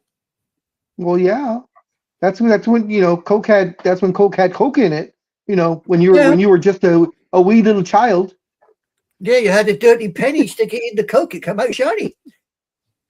No wonder I still feel. Remember, I read somewhere some builder in New York used to drink a bottle of Coke a day while he was working, and after 40 years, he found he was, shall we say, not important, but a similar word. So he took Coke to court, and they proved that's what made him impotent, was drinking all the damn Coke.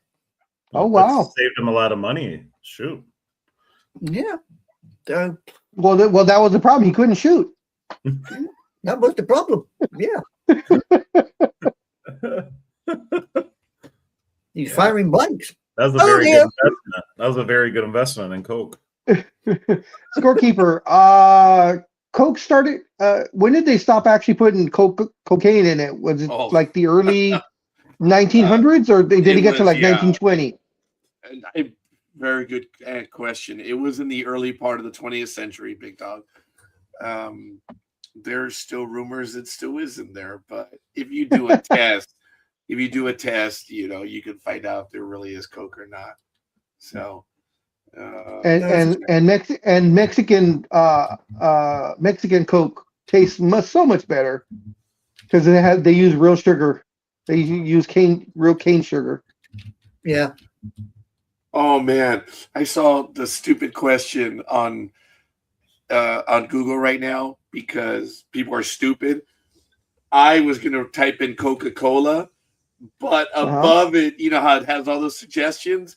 It said, when was cocaine removed from Coke? I'm like, oh my God. What more? So when was it? 1903. Okay. 1903. Thank you. Okay. Yes. Was it? So Tony, you were, I don't know if you were in the background listening to us or not, but what did you think about Ichiro's statue with the bat breaking? It's unbelievable they made it that fragile. I mean, Yeah, that's exactly what I was saying. I mean, come on, a curtain pulling on it. I mean, And if that, you got to make it strong enough for somebody to do a pull up on it. I mean, come on. yeah, You know, somebody might climb the damn thing. I mean, you got to. I mean, this is Seattle. Yeah, I mean, yeah. as I said at the time, what the hell is it made out of, for crying out loud? I mean, I'm What? sure the Rocky statue, I could climb on it, hang on Rocky's arm. It ain't going to fall off. I mean, that Yeah, makes that's sense. true. Well, we've got a statue in Glasgow. It's Wellington. It's got the cone on its head. Uh-huh. It's the standard thing. If somebody takes the cone off, the new one gets put on. That's been there since the 1800s, and that's still got people swinging off it. So, you know, Yeah. why the hell they made something that fragile in that sort of position? Christ almighty. No bitter. And You wanna I was an animal. Yep. That's what I was telling Scorekeeper too. You know, when I heard they were going to unveil the statue, and I was like, oh, great. You know, I hope they got the guy that the Lakers used, not the guy that the Miami Heat used, because that Dwayne Wade statue is horrible. Yeah. Yeah, it's not Dwayne Wade. I mean, and whoever the Lakers used. Huh? The statue looked good for Ichiro. Oh, yeah, yeah, except for the bat. Yeah, but it wasn't like you said, Dwayne Wade.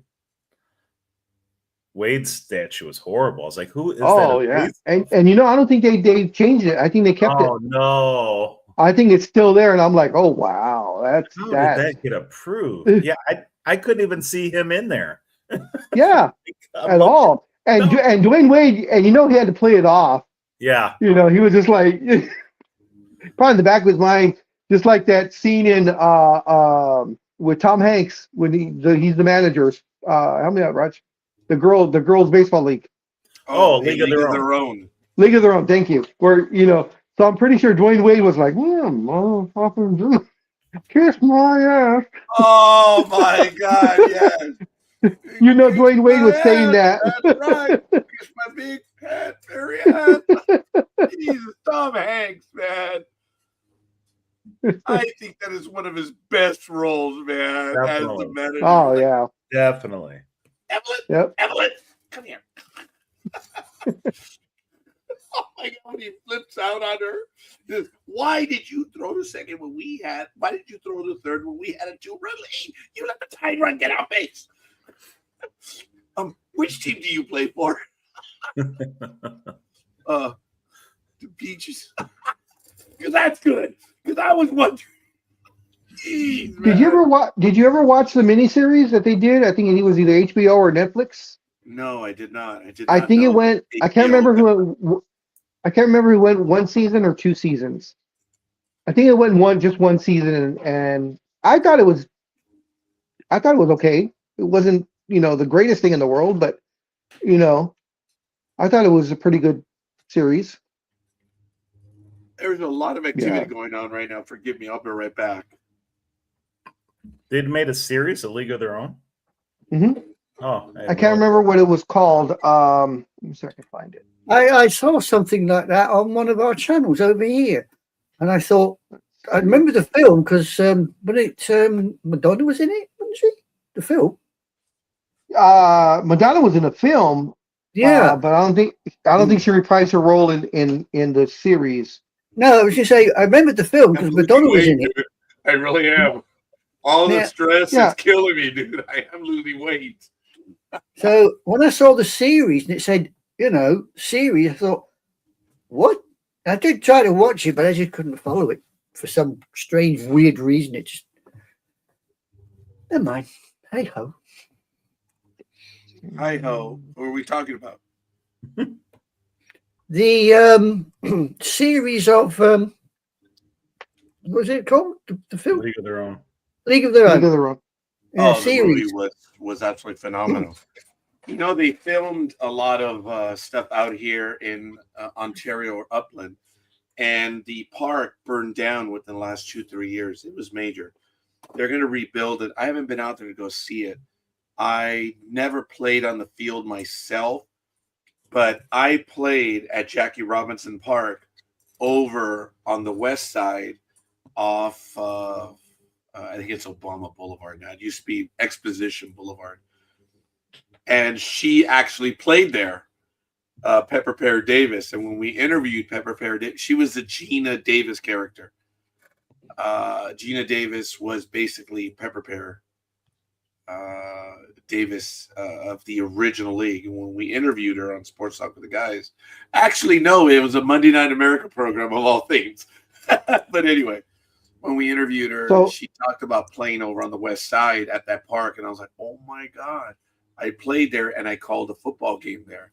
So it was kind of neat. Tiny, tiny connection to her that I played on the same field that she did. So cool. it was a TV series called A League of Their Own. It went one season, had 8 episodes through Amazon Prime.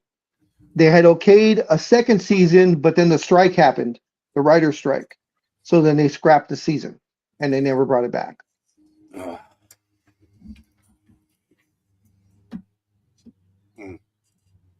The strike killed it. Yep. Let's hope that don't happen. And this was in where is it at? Oh, it came out 4 years ago. So 2022. Yeah. Maybe something to watch later just to check it out. It kind of this one delves I remember the series delves a little bit more into how the black women were not allowed to play. Oh, really? So there's that little undertone on that. There is a scene in the movie yep, where the ball gets away from someone, and I think it got away from Gina Davis, and she's going out to go get it, and one of the ladies gets the ball and fires it back at her, and it hurts. And it was a black woman, and that was the acknowledgement that they didn't get to play. The realization was, I'm just as good, but I don't get to play, which was a wonderful homage, and a lot of people didn't get that. It was an acknowledgement that they were not able to play at that time in that league. Actually, I don't know if they had league women. No, women playing baseball was unheard of, unless you had a Cornhusker league. But anyway. The key filming locations, they were for the most part in southwestern Indiana and Illinois, Bosse Field in Evansville, Indiana, and League Stadium in Huntingtonburg, Indiana. There were locations of Wrigley Field in Chicago, of course. The day that they're doing, when all the girls are there allegedly trying out, that was a real tryout. All the people that were there were trying out for the movie, and they just filmed it. That was kind of cool. Yeah. So when you see them trying out and playing, they were actually trying out for the movie roles, and they just kept it in there. Cool. That was kind of neat. Yeah. That's kind of like what a manager did. Big Dog told me this, that a manager at Thrifties would interview someone by saying, go straighten that aisle over there. And, that was dirty, dude. That was very dirty. He was getting free labor out of people. I was going to say, that's free labor. Smart move. Yeah. Let's see how you do. Go straighten that gondola. What a bastard. That's smart, though. I was like, wow. That was kind of neat. So it was kind of the same thing in A League of Their Own. But the other places that they filmed, they did film at Cooperstown, New York, at Illinois Railway Museum for the travel scenes. The Riberry Gymnasium, that was in New Harmony, Indiana, and the Hornville Tavern was location of the Suds Bucket. But at J. Littleton Ballpark in Ontario was also used here, which is kind of neat. It is not very far, but there was a fire there, and it just yes, they do. And yours truly was and I use this term carefully, I was a color commentator for 1 year on the Lingerie League. And it was exciting. It was fun. I did with Couch Potato. We did the Pacific Bowl, the championship game. I forget when it was. It was in 2012, I believe, or 2013. And Tony, when you win the championship, they give you the golden thong. I don't know about that. But it's no longer called the Lingerie Football League. Now it is called the Legends Football League. Because they had to be more appropriate. They were lingerie. So I don't know, Tony. Did you ever see any highlights of them playing? Oh God, because these girls hit. Oh my God. Baseball? No, the Lingerie Football League. Oh, I've gone to games. Yeah. Oh yeah, okay. So you see how they're not messing around. Yep. Yeah, Toledo. We looked in. Had a team. We looked into going to the LA one at the Coliseum of all places, but their prices were outrageous back then. Even for like nosebleed seats, they still wanted like $75 a ticket. Yeah, I was like, yeah, I pay $75, and I'm sitting way up at the top of the Coliseum. Yeah, what's the point? Damn place holds 100,000 people. Jeez. Yeah. Well, my daughter and I were comparing tickets at the game yesterday, and we are we're season ticket holders now at the 66ers, but they said we're season ticket holders. We're going to every Friday home game and every Tuesday home game because of the $2 everything on Tuesdays. It's $2 Tuesdays, $2 tickets, $2 parking, $2 hot dogs, $2 popcorn, $2 tacos, $2 lemonades. I mean, it's great. Yep. But I love the beer batter because they choose one guy, and if the opposing team, if the guy strikes out for 15 minutes, they sell $2.50 beers for 15 minutes. That's absolutely hilarious. I love it. The stadium goes wild. Yeah, you can see all the alcoholics. You can see all the alcoholics when they get that strikeout, because all of a sudden there's this influx of people just walking to the beer line. I don't know if Big Dog was there with me that one game when I yelled out this guy was a beer batter and he was batting like 131. Oh yeah. Oh my God, that was ruthless, huh, Big Dog? The entire stadium laughed at that one because I was like, "Come on, dude, don't hold out, be a team player. Come on, man, dude. It's like you're hitting 131. One more out ain't gonna make a difference." Yeah, dude, it sucks, dude. He was batting like 131. And, come on, man. One more out ain't going to get you the majors. It sucked, but the entire it's a small stadium. And I'm loud where it was funny a Big Dog. No. Yeah, thank you. I am loud. Oh my God, you should see him when the mascot comes around to give away a bag of chips. This man, no. I've never seen him act like that before, and I've known him for 37 years now. Hand out some healthy food. We don't want that. We're some fruit. No, he mugs the bloody mascot. What are you on about? Close verbally. I do things that I'm not proud of. Yo, I looked at him like, who are you? Because that's not the Roger I know. I have won regularly bags of peanuts, bags of popcorn, whatever he's giving out. And it's just, I learned right away. And scorekeeper doesn't care if there's little kids, right, sitting around him, or kids are also asking for it. No, Roger wants that freebie. Yeah, I'm going to get it. And I had a streak, 6 of 8 games. I won a bag.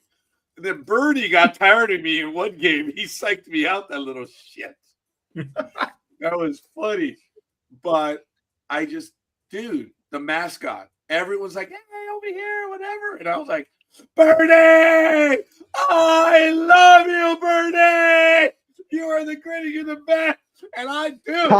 Top of his lungs. Oh my god. Yay! Talk about a kiss ass. Oh, dude. He That wants is- that free bag. He wants that free bag of pretzels or whatever it was that no, they're we giving wouldn't away. How many times did I win it? Almost always. Yeah. That's funny. Yep. It's I don't know just if that's give winning. the I don't mascot know if some that's love, winning. dude. It is. It was great. So last yeah. night, someone yelled out, "Bernie, I love you!" And I turned to my daughter. Yeah, rookie. I was expecting, but they're not doing that this year. I've gone to 2 games, and Bernie used to go out around the 4th inning to give out a bag of something. They're not doing it. I'm like, oh man. It's early on, Well, man. maybe towards mid-season, because I think what they were doing, they're giving all that stuff they were giving away is because they had the overstock and they didn't want it to go stale. So you just throw it out. Was that I was winning regularly, and I was just Yes, giving you that were. animal love, man. So it's just I learned yell the loudest, give him the most love you can. That's it. Just give him love. I love you, Bernie. I'll do anything for you, Bernie. It's funny. The mascot, dude, come on. So that was a secret. But in yesterday's game, when this guy yelled out, I told my dad, yeah, he lost already. But they didn't give it out. So damn it. But it is. I want that bag. I want that bag. A big dog. Yeah. Everyone is shocked by the fact that I will go. I'm gonna win that bag, and I do. So you telling me you go mug a 6-year-old for a bag? Oh yeah. There was this Oh, kid yeah. next to me that he was like, "Oh, hey, Birdie." I'm like, and he threw it at me. The kid looked at me. I'm like, "I ain't sharing you, little shit. I want that." Yep. Oh my god. Oh yeah. Oh my God is absolutely right. It's part of the game, and I played my part. I won that damn bag. I don't know. And I really, really don't know. it I is know. I funny hear ya. what Big Dog said. It really is. And it's like, who that? I would never, ever do anything like that. I mean, this is the equivalent of girls saying, I'll throw my panties up there. You know? Right, Big Dog? Tony, it is. It's the equivalent of that. I want Roger's- that back. Roger's throwing his tidy whities over to the mascot. It's in the thong. That's what I'm thinking. Yeah. I think Claudia got me on video for one of them. I'm gonna have to ask her for the video. She was like, "Holy shit, Raj!" Claudia, who is no little wilting flower either, she was like, "Oh my god." That was absolutely hilarious. Roger burning his bra for a bag of peanuts. Good grief. Bernie's nuts. Bernie's nuts. Yeah. I'm not even Big going to go Dog. there with the birdie's nuts. Oh, No. that's Big Not Dog. bad enough for the squirrel nut. Now I've got a birdie No, nut. you know- Oh, boy. Yeah, Hey, no, because he was giving guys, peanuts out, and when he was screaming for Bernie, when Bernie got close enough, I said, "Bernie, he wants your nuts." Oh yeah. Yeah. Hmm. That quieted Roger down for about 5 seconds, and then he started up again. Say about 5-6 seconds. It's funny. Now there are people that I've been intimidated by, but I'm getting that bag. Damn it! I just know it's just you got to let Bernie know you love him. That's it. Bernie doesn't get that kind of love, and well, shit. It's called getting old, you see. He doesn't care anymore, you see. Oh, The I do care. self-respect has I gone. do care. But when No, you don't. when it's a bag of peanuts, and he's giving it away for free, I'll do what I have to. I like that. No, you don't. I mean, you know, anybody that's mugging a 6-year-old for a bag of peanuts. No, Sorry, I beat that 6-year-old. You're going to end up with a tattoo on your ass that says wide load, I'm telling you. Okay, so that is funny, but no. Yep. I will ask Claudia for the video. It is funny. I showed you guys the video when I got chosen for the to win the truck, right? Yeah, it was a Toyota Tacoma, I think. Yeah. That was cool. I really got to know the guys that were doing the announcements there, and they actually try to treat the fans that are there regularly. I've noticed that. And Big Dog went enough that you start to recognize people, and they themselves began to recognize people. And if they see you there at least a few times, they're going to give you a chance at something. And let me tell you, when they chose me for that inning to win the Toyota truck, that was the most alive inning I'd ever had in my life. I mean, I was yelling at the players, "I'll split it with you, homie! Come on, man!" I was telling the batters, "Come on, pitcher, dude! I'll lend it out on Friday nights, man. No problem. I don't care." Oh man, I was having a ball with that. It's And then when the guy came around, and we were right there because we were just talking, just because he put his stuff down like right in front of us. Yeah. I said, has anybody ever won the truck? Yeah. Because you only have that one inning, and they have to hit it in the window of the truck for it to count. Way out in left field. I mean, it's like and he's like, I've been here like I think he said 3 or 4 years. He's like, I've never seen anybody even come close. Yep. It's not going to happen. It's not. It'll happen, but it'll probably be like probably once every 10 years. Oh, I wouldn't even say that. But yeah, it's fun. And they're real cool, man. Big Dog and I have been on TV at that stadium regularly. It's cool. When we were standing up in the 7th inning, I know that we got on there once, and it's cool, man. It's fun. Look, I think the stadium holds maybe 5,000 people. Probably about 5 or 6,000, yeah, right in there. It's rarely ever sold out. So the acoustics, wow, you can hear everyone. So when I scream for Bernie, everyone hears. And I was surprised. I made the joke about the beer batter. The entire stadium laughed. That was messed up, dude. It was. It's like, dude, you're hitting 131. 1 out ain't gonna make a difference. And I'm even worse because I didn't say it out loud, but I was thinking, you're hitting 131 in single A ball. You're not long for this profession. Dude, earn the adulation of the fans. They will love you a long time, at least until the 15 minutes are over. Of being able to buy the beer. I was surprised though when they did their $2 Tuesdays. I was so surprised how empty the place was. I mean, $2 to get in, $2 for parking, $2 for hot dogs, like he said, the whole thing. And the one time that we went, there was maybe 500 people, maybe. Wow. Yeah, it was sparse. Yep. Yeah, it was a nice summer night. It wasn't too hot. I know it's a Tuesday night and stuff, but damn, man, it's like this place should be rocking, and the team was doing well. So yeah, they were. I just didn't understand that. I said, man, $2 parking, $2 hot dog. Come on, the $2. Look, couldn't pay me $22 to eat a hot dog. Okay, but they had lemonade for $2. Sugar, no way. Too much sugar. No way. Too much sugar. Yeah, I already knew that one. Okay, they have brisket. No, they got rid of them, Big Dog. They now have pork nachos or something. Damn. Oh, that works.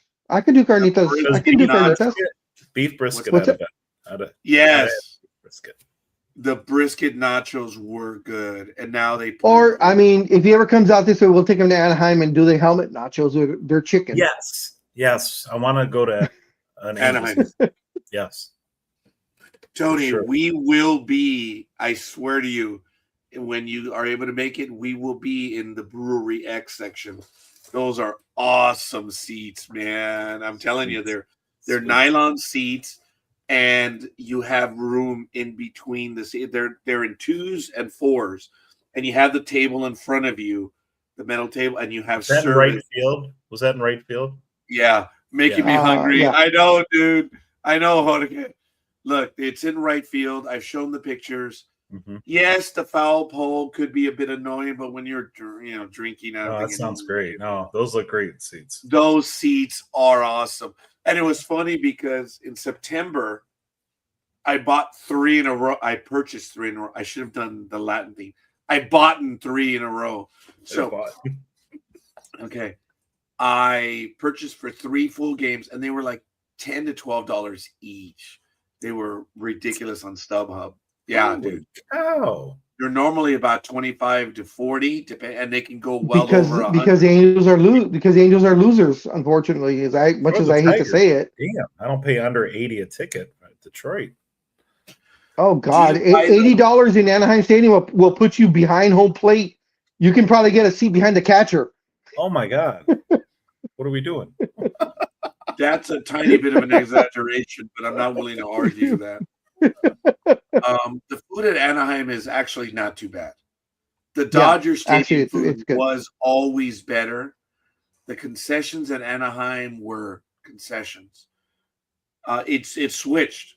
It switched sometime in the 90s or 2000s. And then things became cheaper at Anaheim, even when they were still doing well. They were just cheaper. Big Dog and I remember when we went in the 90s to Dodger Stadium, there was this 2-year period where it was perfect. The tickets were $12 each. And whoever was driving, the other guy paid for the parking, obviously. So, but parking was expensive even now that I think about it. But parking was $10. The tickets were $12. And Big Dog and I would argue as to who was going to buy the tickets. And we usually get field tickets for $12. And then both he and I would get 2 drinks, 2 orders of nachos. Well, not each, but 2 drinks, 2 orders of nachos. We would get 4 hot dogs, peanuts, and there might have been another thing in there for $23. No, that was about right. Yeah.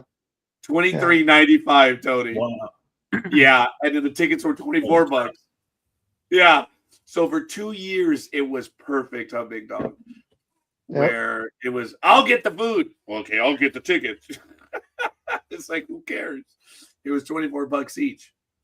And those were good times. Those those days are gone. $25 don't get you in the door. No. So now when we go to an Angel game and we get Tony the helmet nachos, I'm gonna get a hot dog and I'm gonna chop up the weenie, put it underneath the hot dog, underneath the nachos. I would never do that to Tony. Hell no, never. What about an all beef hot dog? No. It's still warm or filth ridden, whatever. Testing some crap, yeah. Look, but it's so good. The chicken nachos were invented at Anaheim Stadium. Big Dog and I, we had ordered our food, and this guy walked by, and he had the helmet. With this helmet, with the helmet thing, and we're like, ooh, what is that? So we ordered our food, and then we got the helmet. What moron! Oh God, we were so full. Itself is a meal. Yeah, in the helmet, it's a meal, and then we still ordered our regular stuff. Let's see, peanuts. That's why you carry that monkey on your back. Oh, you're funny. I do. In some of my pictures, I do have the monkey. The rally monkey. Yes. My daughter and I, we are all out with Angels. In the last 2 years, we're Angel. Yeah, we've got everything. We both have the monkeys. It's funny. But anyway, my daughter likes the potatoes that they make there. It's really good. The fare is not bad. She likes the mac and cheese with the potatoes, and she can have that regularly because her diet is somewhat questionable now. Do they get decent burgers? Actually, yes. They have the ones at the stands, but then they also have the ones which they cook to order at like the steak places and certain little stands. Okay. It's actually not bad. That's what I'll do. Now, but folks, I've been to several stadiums, and San Diego. I've been to Anaheim. I've been to Dodger Stadium. I've been to the hated ones in San Francisco, and I've been to Seattle. Folks, when it comes to variety, Seattle. I'm sorry. Screw Really? everyone. Really? Their Oh. concourse that goes around the stadium, that's why they call it the concourse. The stadium has all of the concessions along, the backside, because the inside is where the seats are. Well, as you walk, there are little stands of food. If you think of going to sporting events now when people are cooking outside, it's almost the same thing. And you will find every type of food at Seattle. That's From awesome. lobster to shrimp to tacos. Now we're talking. Oh, lobster shrimp. Yes. Guys, the variety in Seattle was just effing unreal. Wow. And I know this is going to discuss, Tony, but the fountain drinks, whatever the price, they're unlimited at the stadium. You get one drink, you get to use a cup all day there. And you can get a lemonade and maybe too sweet. You can get a root Tony, beer. we'll get you unlimited water. We'll get you unlimited water. That's what I would drink, water. You've got to go to the water fountain for that. So, damn, they put me in the corner. Nope, Nope, you go over there to the water fountain. yeah. Oh, and you can only go to that water fountain. Anyway, when you have a chance, ask Tony, is Philly steak really good in Philly? Because that's his favorite sandwich. Okay, hold on a minute. All right, Speedy. Hold on, Jorge. Hold on, Speedy. Is the Philly cheesecake really good in Philly? Okay, hold on. Do you want to reconsider that question, Jorge? But you know what? It's okay. We're going to fast forward to the end of this story. Is it really good, Tony? Tony's got his favorite spots just like everyone else does. Yeah, But it's better than really good. Yes, you just got to stay away from Pat's and Geno's, and there's a couple more that aren't very good. But I'd say 90% of them are awesome. And what makes the cheesesteak is the bread. So it's not the steak, it's the bread. So you get the right roll, and you can make an average steak taste awesome with cheese and whatever. with the bread, yeah. The bread's so good out there. It's so fresh because they go through so much. I got So I got a buddy in Michigan that works for a bread company, and they go to Philly twice a week. Oh wow. Yeah. Well, I know Tony loves going to Philly, and I'd harassed him or harangued him for at least 2 years, and he finally went to Permanente Brothers, and that actually was not bad after all. I know it was out of the way. It was out of the way. But your experience was good. Yeah. Oh, by the way, scorekeeper, you dumbass. It was. This is our trip from Philadelphia to home. This is Permanente Brothers. It's like it's south of me and back, and to the left. Back and to the left. Back and to the left. And if you guys do not know which movie I'm quoting, I can understand everyone here probably back and to the left. Oh my God, what a moment in the movie. Back and to the left. Oliver Stone hit it out of the ballpark with that one. Jesus, yeah. Whether you believe it or not, that story was riveting. JFK, baby. Back and to the left. Anyway. Oh my goodness. Anyway. You had, I don't know what you said you had, a Capicola one or something when you were at It was Permanente? the Godfather. I think it's called the Godfather. Oh, yeah. Yeah. But I'm glad you enjoyed yourself. It was like went an Italian sandwich. Yeah. And folks, the reason why I saw it on Man vs. Food, that was the only reason. It looked great. When he interviewed the lady that was at the original restaurant, they talked about it, what they were. They were stockyard sandwiches. The original Permanente brothers made the meals for the truckers because the truckers ate on the road. So they did the entire breakfast in a sandwich. And it had the fries, the egg, whatever, however you would like it in the sandwich. And I had always wanted to go. And when I went, my experience was that I did get cold fries. I did. Oh, And that's right. Yeah. but as I argued with the manager, I thought it was one of the best lines I ever delivered because the manager, I told him first I was, I was like, okay, how am I going to get back to DC? So when I had my hand up like this, thinking the manager thought I was calling him over, and I said, dude, I didn't call you over for this. And I told him, I'm trying to get back. Yes, I'm trying to get back to this. And I did ask him. I said, were the fries supposed to be cold? He's like, no, they're supposed to be hot. I'm like, oh, okay, well, that's fine. Well, he came back and he comped me the whole meal. He just charged me for the drink. I said, what are you doing? He says, your experience was not up to our standards. I'm like, sir, I didn't tell you to complain. I just asked you a question. And we went back for a little bit, but my line was one of the best. I looked down at I looked down at the place. Sir, you would be hard pressed to find proof that there was a sandwich here. I hate that sandwich. It was good. Oh my God. Because I was embarrassed. I was like, dude, I'm not complaining. Right. Like, I hate it. That was my line. Dude. You need a forensic. There's no evidence. I think he might have chuckled too when I told him that, sir, you would be hard pressed to find proof that there was a sandwich here. Oh my God.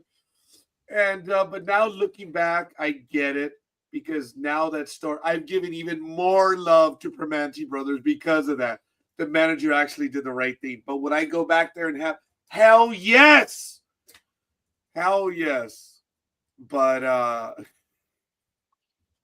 was like, dude, I didn't tell you to get a free snack. I ate the damn thing. It's gone. And then he wouldn't give he finally said, okay, well, then just tip the waitress, will you? That woman got one of the best tips ever. Because I didn't go in there to get a free sandwich. I didn't. Yeah. And I didn't complain. It was just like, hey, how am I going to get back? And I did it like this. How am I going to get back to Washington? And he just came on over. And I'm like, oh, hey, it was good, I respect Primanti Brothers, though. What phenomenal customer service. And even though the fries were cold, the sandwich was gone. It was, man. That's why I'd go back again. But I think someone got in trouble though because the fries were cold. I'm sure. Yeah, that's the other part of it, and that's why I felt bad. I said, "Sir, I didn't complain to complain." So I apologize, folks, but that was one of the better experiences I've ever had, ever. But Tony, yeah, I can't wait to go out to eat with you guys. There's gonna be some stories. That was one of my best lines ever. There's gonna be some new ones. We will. Big Dog and I have had some experiences when it comes to food, but you have to understand that Big Dog and I, food is part of the experience. So we have the food as part of our going out. It's just part of it, right, Big Dog? I mean, it's just an extension of. It got to the point where Big Dog and I were realizing, we love the food there, but it might be affecting us a little bit. And it's getting a tad expensive. So we would go and eat at a restaurant before the game. And we were finding some nice places to go. Yeah. And, but $2. I just can't pass up $2. You should do? Yes. Yeah. Every time you go to $2 Tuesday and you buy your hot dog, after you put your mustard and your relish and everything else that you put on, you should take a picture of it and send it to Tony. Oh God. Okay. I usually do good things when I send text messages. Okay. Like Cuervo, every time the huevos rancheros, I take a picture and I send it to Cuervo. There was an author on the internet. He told a funny story in one of his novels about redneck repair tape. Okay. He was talking about the gray electrical tape. He referred to it as redneck repair tape. So everywhere I went and I saw the tape, I take a picture of it and text it to him. It was just kind of funny, dude. He would laugh because he's like, dude, there's a lot of electrical tape where you live. I smile. Just happens to be. That was funny. Those are the relationships I like to have with people. It's just there's something good. And if I see it, I was thinking about you, man. That's all it is. So I don't have egg whites, Tony. I would send a hot dog, with the hearts around it, and just put thinking of you. Wait a minute, Tony. Did I ever take a picture of egg whites at Walmart and send it to you? Because I saw the egg whites and it's like, you poor. What were you doing in Walmart? Like I said, my daughter likes to go there. Thank God you survived it. Jeez. I won't even walk in there, man. Tony, it's a horror movie. As God is my witness, I am a brave man. I am a courageous man. I am the ultimate wingman. I have ventured into Walmart and I have survived. Oh, God. He even goes to Sam Club. I went once because, my office manager had to go to, Sam's Club. I'm like, like Scooby-Doo. Where do you need to go? Yeah. Oh, I'm sorry, Jorge. Well, because I have here and it's not the same. Yeah, well, it is what it is. Oh, the Philly cheesesteaks, yeah. Cheesesteaks in Michigan suck too. I've tried them everywhere. At least I wouldn't eat them for free. Do you like pastrami? Yes, I like pastrami. Oh my God! We'll do well the hat. You gotta take him to the hat. Oh, okay. That's gonna be a cheat day. Damn. Okay, because you're also gonna have the chili cheese. Years, but I do like pastrami. Okay, folks. And you have to have the chili cheese fries that go with it. Okay. Okay. So the way the hat, you order one order of chili cheese fries, it will feed you, Roger, and myself, and there'll be left over. Can you get just one order without the cheese? Yes. Okay. Yes, you can. I'll do chili fries. Now, we won't do that for you, but yeah. I am proud of the fact in Southern California that if you walk into a mom and pop restaurant that's been around even for a little while, you can saddle up there and you can get yourself a good pastrami. Nice. In the older mom and pop places, they still know how to make the pastrami. They're the ones that they cook the buns and then they dip it in the sauce and then they put it back out there and let it cook in again. So they heat the bun, put it in the sauce, just a little dip, and then put it back and heat it up. And the portions of the pastrami are ridiculous. I think that's part of the fun. Nice. It's just the pastrami. Now, Tony, how do you like your pastrami? Because there's 3 million ways. One of the traditional ways is mustard, pickles. I don't. Okay, that's the way the hat comes: mustard and pickles. I don't mind pickles, but no condiments. Aisle 13, where the Doritos are. Remember my story? Where the guy said, where do you have your condoms? Huh? Your condoms. Condiments. Oh, over there where the Doritos and Fritos are. What did I do? And the guy was like, oh, yeah, good idea. Yeah, I didn't know what he meant. But anyway. No condiments whatsoever. That's why you have 2 kids. Only hot sauce. That's it. Okay. Or olive oil. I'm trying to think. Okay. Do they have olive oil at the hat? No. They actually have a lot, but I don't know if they have olive oil. But over there they have the yellow chilies at the hat. And they're Bring on the hot stuff. They're usually pretty big dog. Those are tasting for the chilies. The hat is real good. On a tangent, real quick, just Tony, what size shirt do you wear? If you don't mind me asking. Double X. Double X? Okay. Mm-hmm. I'm only asking because I know you love monster movies or horror movies. Mm-hmm. When I did WonderCon a couple of weeks ago, there was a booth, and all they did was they had different types of horror movies and the characters on shirts, and some of them were like neon colored. Oh wow. type of shirt. So Wow. I think he's a regular. So I think he's going to start doing the con circuits and the cons that come around here. So I'm going to keep an eye out for you. Nice. Yes. Yeah, and I immediately thought of you when I passed by because I was like, oh, what's this one? Because it had, he had the big display and it was with the fluorescent colors. I'm like, oh, okay. Caught my eye, and then I stopped and I went, oh, monster stuff. Okay, it was all Man. Frankenstein, Dracula. There was one that Yeah. had all four I would of the spend Universal a mint monsters. there. Yep, I would spend a mint. Yep, I immediately thought you were like, oh, Tony would like this. I'm like, I got to make sure. I think he's an extra large, but he might be a 2X. So I know he likes to work out. So I've been a 2X since high school. Yeah. At one point I was a 3X, but I lost, thankfully, some weight, and I'm back to my 2X. I'm now back to a 2X. I was the 3X for, God, I don't know, 20 years or so. I was 3X But after my 7 years. Hey, yeah, but hold on a minute. yeah, This after guy my is surgery, 6'3". I lost all the weight. Okay. You I'm need sorry? to remember that Big Dog is 6'3". That's number Two. one. 6'2". Yeah, I'm 5'8". I'm sorry. But you're what? strong. Hold on, wait. Tasmanian devil. Wait, what? You're Built like 5'8"? the Titans. Yes, I told you this many I times. know. I'm being a dick. I was gonna say, I'm like, who is taller, you or Speedy? Because I Speedy am. is not the. We shall see. Because Speedy is not one of the taller. Speedy. Call him 3 times. Beetlejuice, right?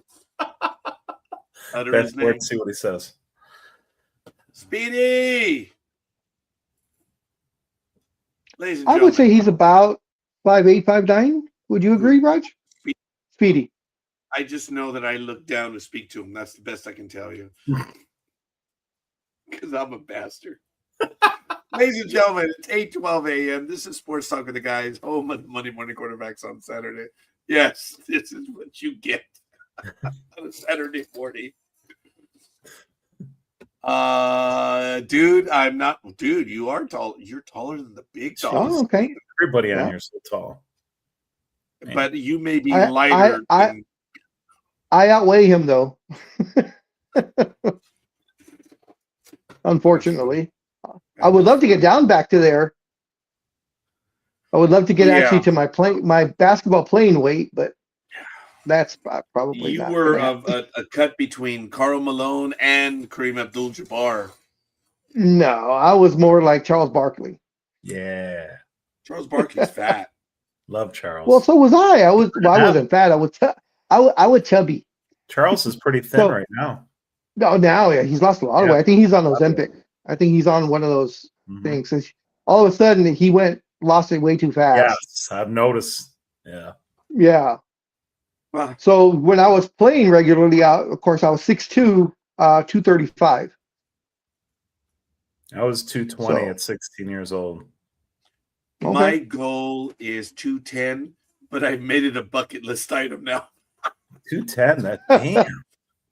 No, but you get it right, Tony. It's now Yeah. a bucket list item. Yeah, So yeah. I'm gonna get to it. I don't remember when I've been under 200. Probably 12, 13. I was 200 all the way through my early 30s. I was 180. all the Holy way through my early moly. 30s. A big dog. Yeah, Roger was really skinny. For the Roger used to be longest really time. skinny. Yeah. Yeah, dude. That's why I hated. That's why I hated playing basketball with him because he had no fat on him and he was all Bony, elbows. yeah. He was Kevin McHale. Oh, Oh, I used to go God. home and be like, oh man, why do I hurt? And I'm like, oh shit, Oh. that's where No. Roger got me. Oh yeah, that's where Roger got me. Garden of skeleton. Yeah. Yeah, it was. It was. Oh my God. But a tall skeleton. Plus my arms were tall. I had a greater Yes. reach than he did. And that Yeah, was the he only does. way I was So able to so compete we with would him. go up and this would be me and this would be his hand. So even though he's shorter than me, his arms are way longer than me. That's 'Cause why I'm my game 5'11". is 3-pointers, or I would do the Kareem Abdul Kanapka Yes. hook, is what I called it. The Kareem lap. Oh. What's that? Kareem Abdul Kanapka, yeah. Oh, can I I? patent that right off the backboard. Boom, boom. You know, it was, because everybody I played against was a foot taller than me. So Okay. I had to do hook shot or I had to do 3-point shots. Yep. And I do Magic was always my favorite player growing up. So I'd be really good when I'd go to the lane the no look pass. So I always know where everybody's at. Oh, And okay. I knew if I tried to shoot, it's going to get blocked. So I'd always pass it somewhere. So, yeah. You know, I didn't think about it, but I would have to say that Worthy probably would have been one of my favorite players. James, I Just am not on the trustworthy. base. I'm sorry. James, I am not trustworthy. Oh, Chris I Bird. thought it was James, big game James Worthy. Byron Scott was one of my guys. I love Byron Scott. Oh, okay. 2 years ago, I Magic jogged and 10 miles a day before work, but life changed. You jogged 10 miles? Yeah. Damn. That happens. That happens. Okay, look, I ran a mile a day starting in the 5th grade. And Damn. then when I was playing baseball, Hey. we ran before and after practice. So when I ended high school, first thing I did was get a car. I ain't walking. You guys remember the story when I rushed out of the house and my dad was like, whoa, wait. Where are you going? So I'm going to the store. On the corner? You don't expect me to walk, do you? And I was like 10 houses up the street. I get him like I down. love that I love that chuckle by Tony, because it was like a "you got to be kidding me" chuckle, because he was like, ha, ha, ha, ha. I caught that.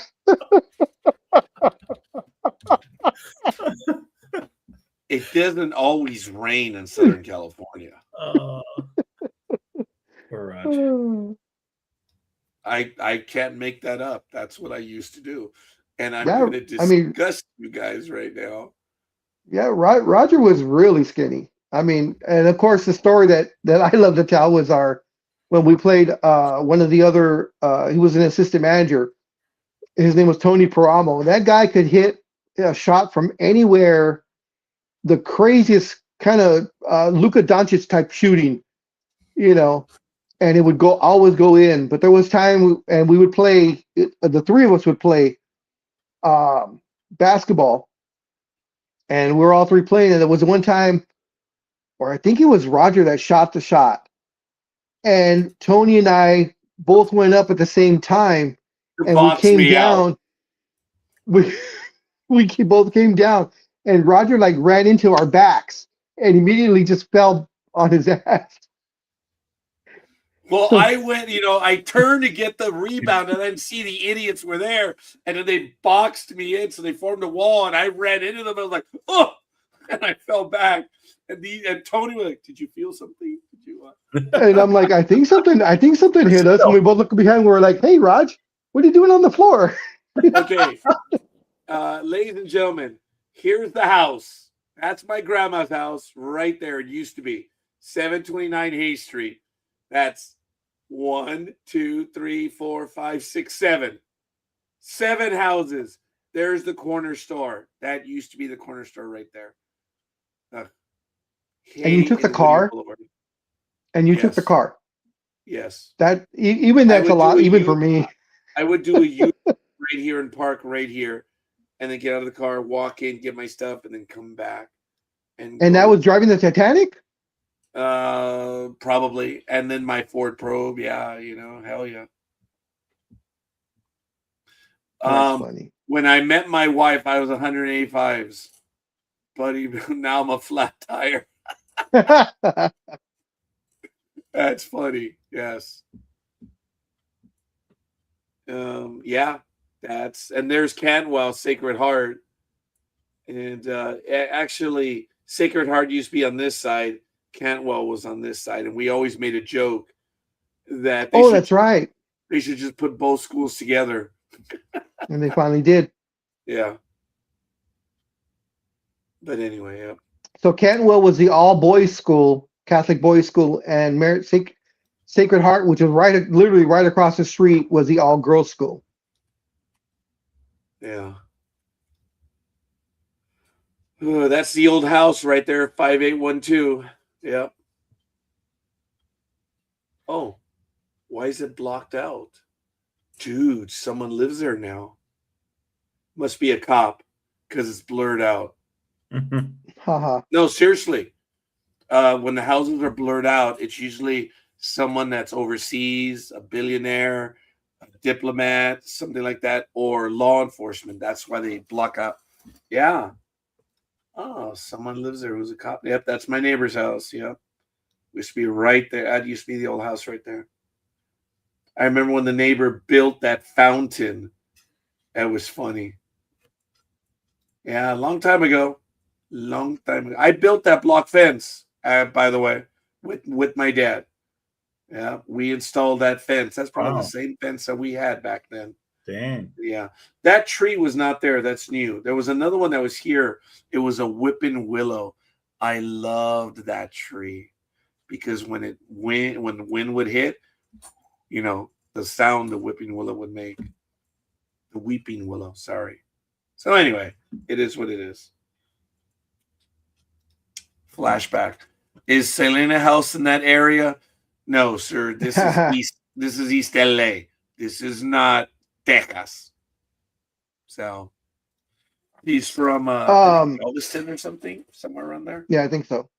Tony, since you are the Philly person, what's the word on Joel Embiid? I know he had. Is he out for the playoffs? I think he'll be out a couple weeks, probably 2 weeks. Well, this is Joel Embiid, so that might be like a month. I know.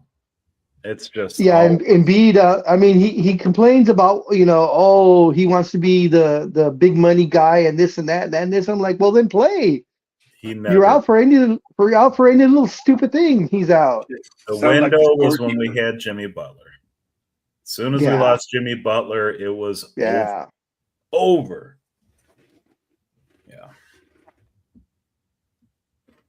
Yeah. No, Embiid's just he was one of my favorite players, and now I can't deal with him at all. Yeah. It seems like it's always something. Yeah. It seems like it's always something. Bottom for me. Yeah. Oh, I can't anymore. I'm done. Nope.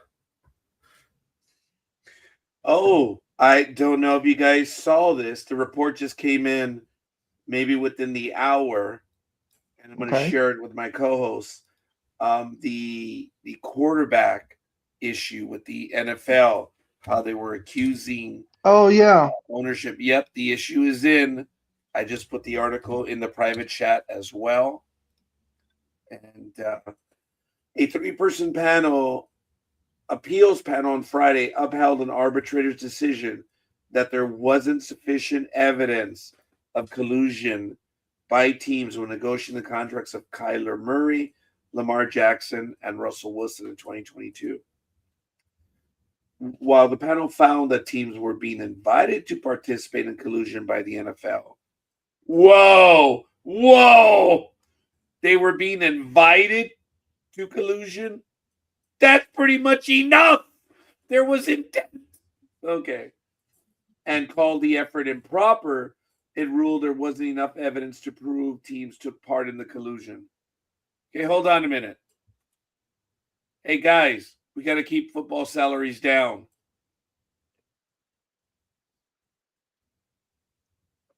Yeah, that's pretty much that's collusion. Now they're saying the teams didn't follow. I find that hard to believe that they did not follow. So the panel upheld the January 2025 decision by arbitrator Christopher Droney. When you have your name rhyming with drone on and money, there are issues. The NFL Players Association has argued that owners violated the collective bargaining agreement by colluding in contract negotiations with quarterbacks. Following the record, fully guaranteed contract signed by Cleveland Browns quarterback Deshaun Watson in 2022. The case questioned whether Watson's $230 million deal affected talks with Murray, Jackson, and Wilson. None of the three signed fully guaranteed deals. In July, ESPN reported that NFL and then senior leaders of the NFLPA had reached a confidentiality agreement to keep the arbitration decision from players. Wow. And you have the union and management colluding like that. And I think that's collusion right there. Having the Players Association keep that information, the results from players. Oh man, that makes me want to go drink, and I don't drink.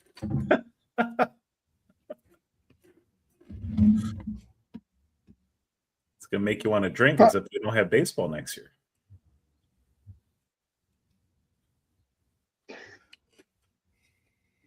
With the strike, it said it's an 80 to 90% chance of happening.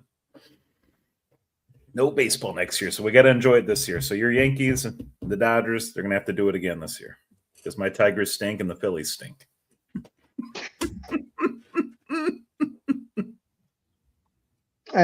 Unfortunately, if the Dodgers play the Yankees again, it'll be the same outcome. I agree. I do agree with that. Scorekeeper. It's not September yet, so he doesn't care. You guys are keeping me awake, man.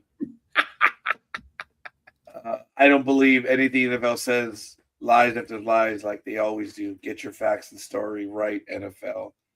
Yeah, they found an edict from the NFL saying we will collude. That's not enough to prove collusion. Oh my God. Oh my God. I would love to know where the arbitrators lived and where they live now. I'm just curious. Of course, the NFL will be like, it was a joke. We were just kidding. We just kind of said it, just for fun. Yeah, it was kind of Deflategate, we broke our phones. What did Brady get for that? Didn't he get suspended? I think it was supposed to have been like a 8 or 9 game suspension, excuse me. And it went down to like 4. It went down to like 4 games or 3 games. Yeah.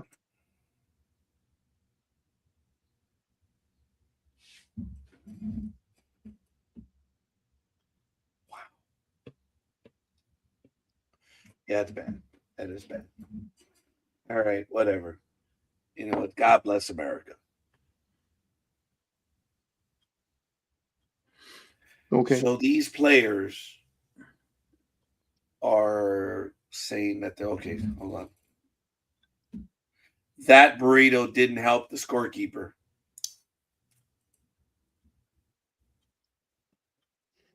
I don't know, because the verdict is still out. I still have a few bites in it left.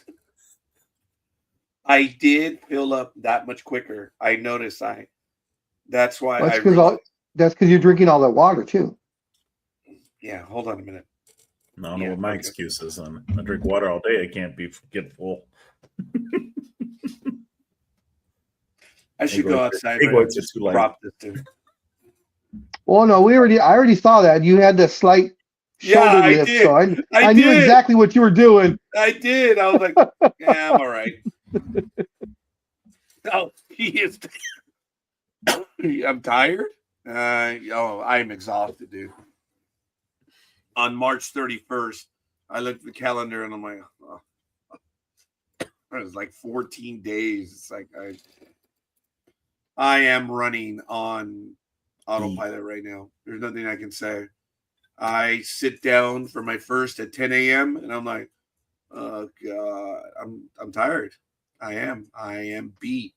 And the stress that's in my life right now, I fully admit, I did notice. I'm like, damn, I am losing weight. I've always joked to the big dog when he and I yap about weight. So, dude, all we have to do is get stressed out over something pretty big. That's where I'm failing. I'm never stressed. All right, I got to try to get stressed.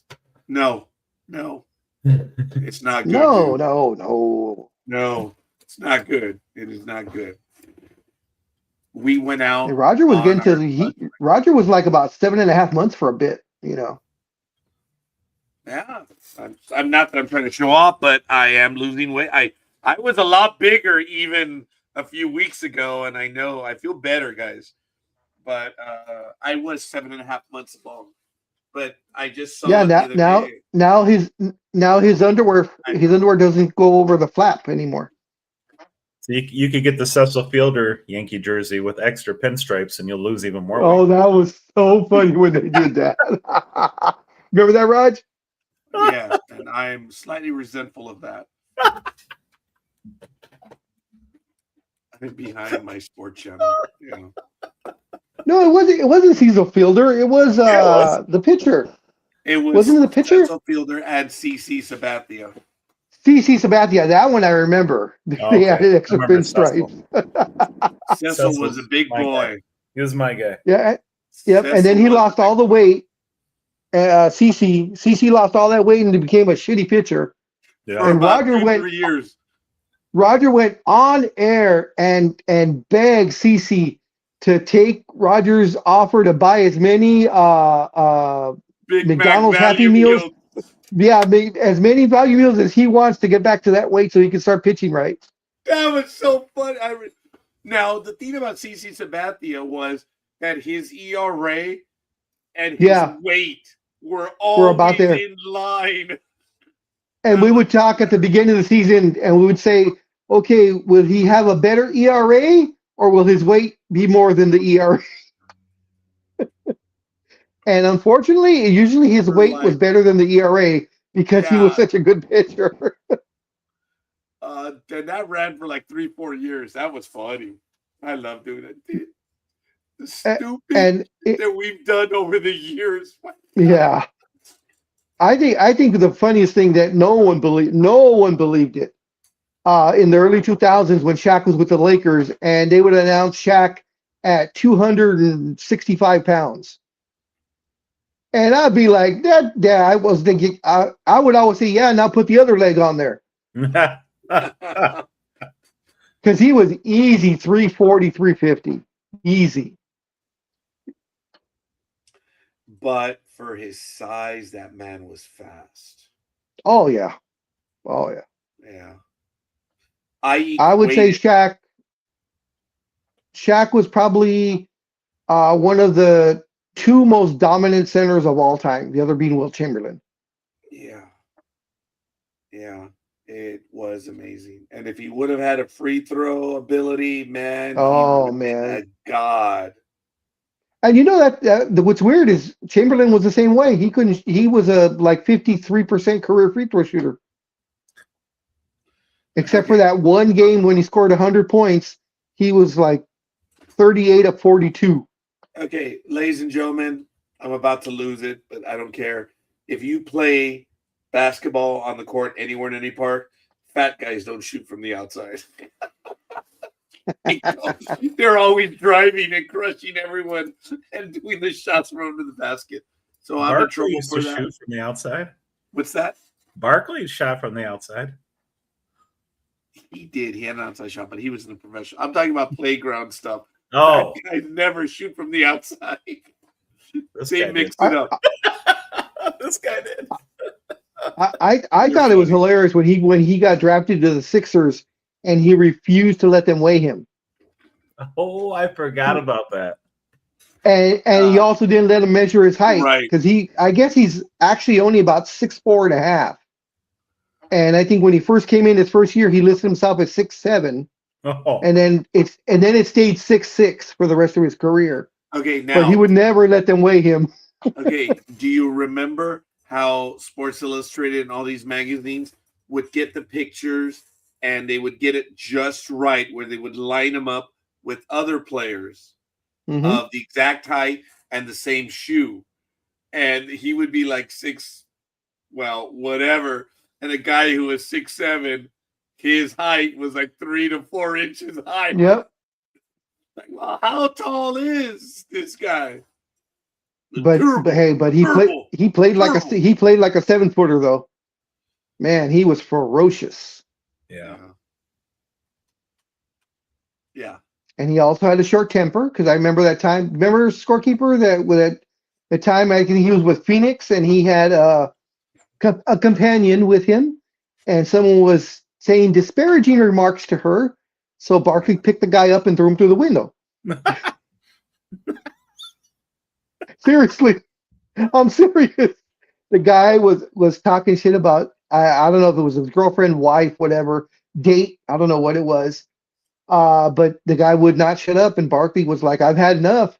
And he literally picked the guy. They said he picked him up by the scruff of his neck and almost by his crotch, and literally lifted him up and threw him through the glass pane of the window. He was arrested, but he bailed out almost immediately. If it worked like the other guy, he just should have said, "Just practicing. It's practice. Practice. We're talking about practice. I was just posting up on the guy. That was it. It was practice." He was admitted that he was either high or drunk or something. Oh yeah, he was drunk. Yeah. He was the second Wonder Woman behind Plaxico Burress. Right? Plaxico Burress, yes. He was the original when he shot himself in the foot. Idiot. He shot himself in a nightclub. Yeah. Carried a gun, and I said, "You because he was reaching for the gun to pull it out, and he pulled the trigger. And he shot himself. That's where I was doing the cling cling. Yeah, yep.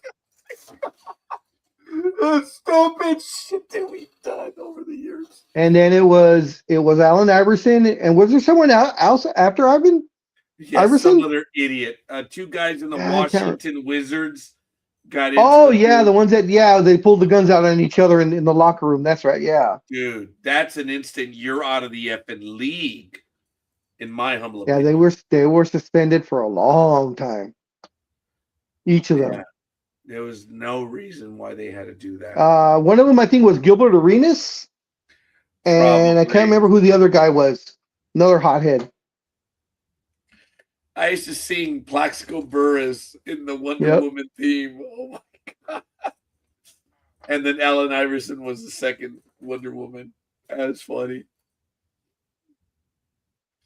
The themes that we all did on the radio. Oh, speaking, it had nothing to do with any of what we're talking about. But before I forget, because I'm exactly like Roger. You know, I get a thought in my mind, and if I don't say it, it will go away. I want to, on behalf of everyone here at Sports Talk with the Guys, and we give our condolences to all Dodger fans and the Davy Lopes family, as we lost Davy Lopes. I believe it was Wednesday or Tuesday at the age of 80 years old, and he was one of the four that played the Dodger infield for, I believe it was 9.5 seasons, and I believe that record still stands. Does it not, scorekeeper?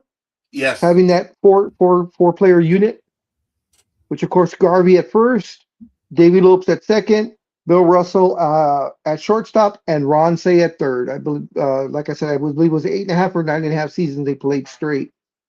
One of the I love Davy Lopes because of that pop-up slide that he had. I hadn't seen anybody really do it as he did it. And of course, he was an excellent base stealer, led the league, I believe, twice in his career.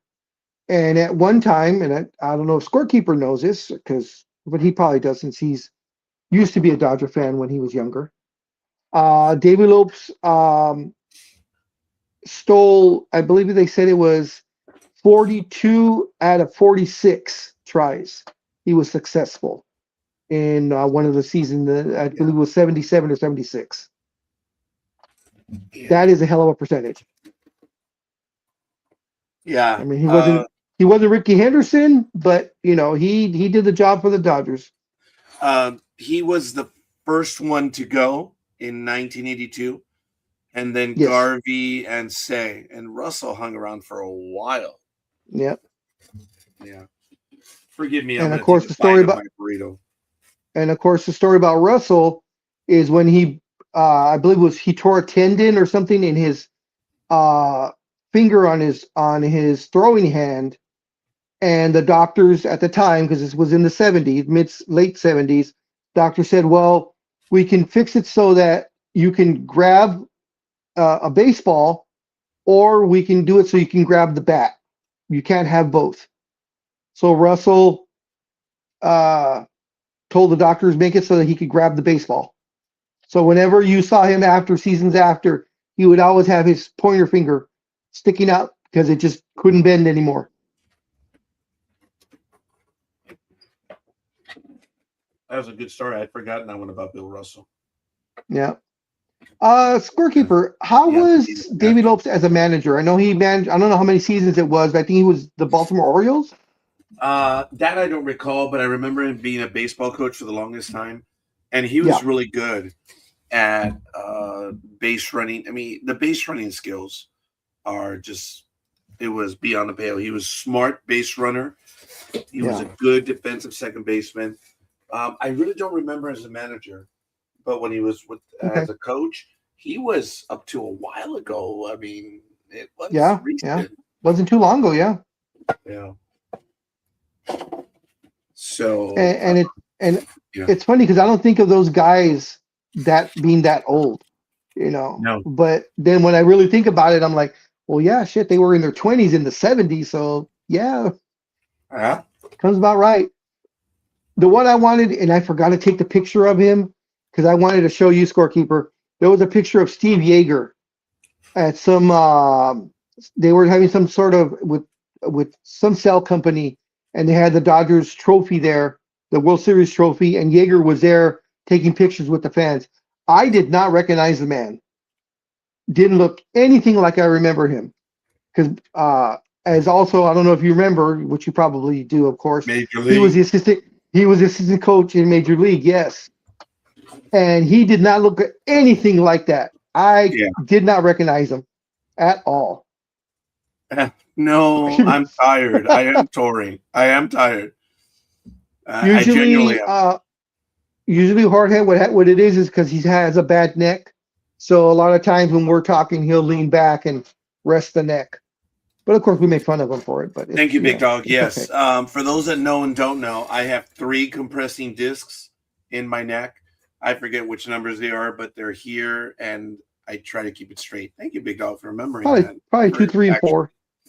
Thank you for 2, covering 3, 4, 3, 4, and 5.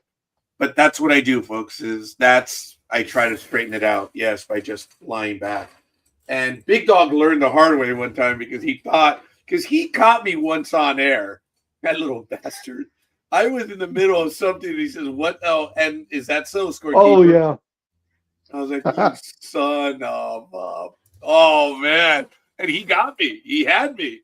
I was like, "I was eating you, little bastard." or I'll catch him when he's eating.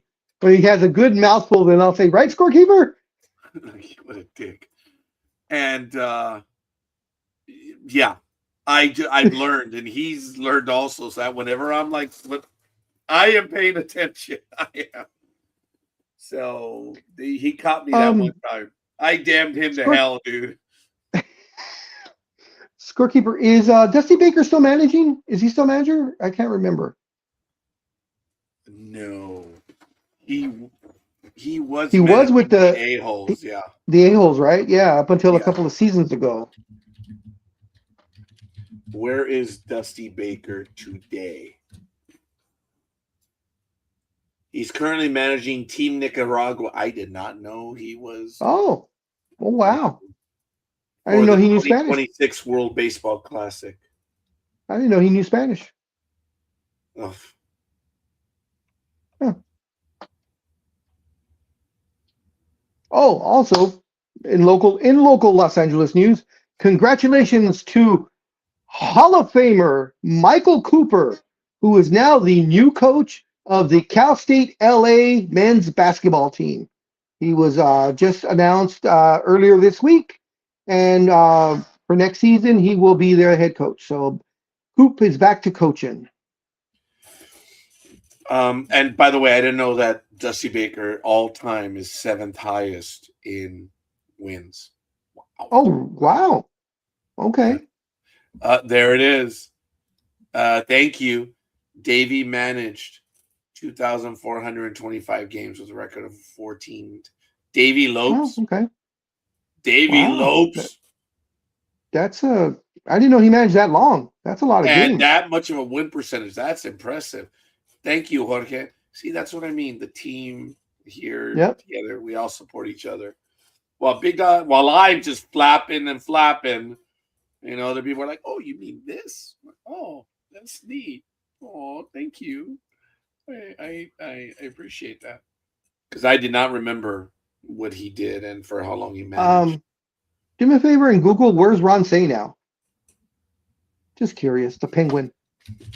Do you remember for those couple of seasons when he was running down to first base, they would show a Penguin running? You remember that? Yes. Yeah, he was not fond of that, by the way, folks. It doesn't give me an answer. It just goes straight to Oh. his Wikipedia. Okay.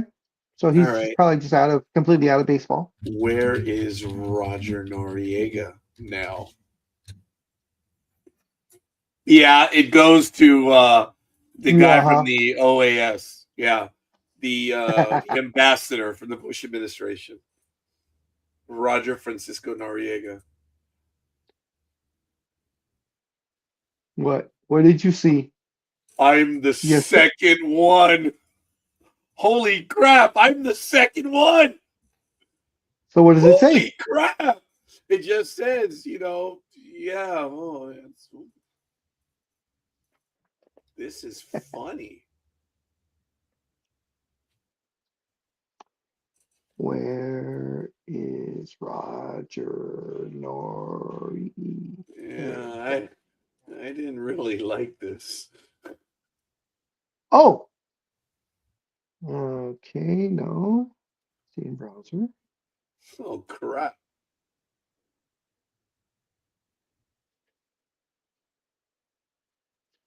Huh. You're not listed on here. Sorry, sir. Not on well, I guess it's Google through Safari.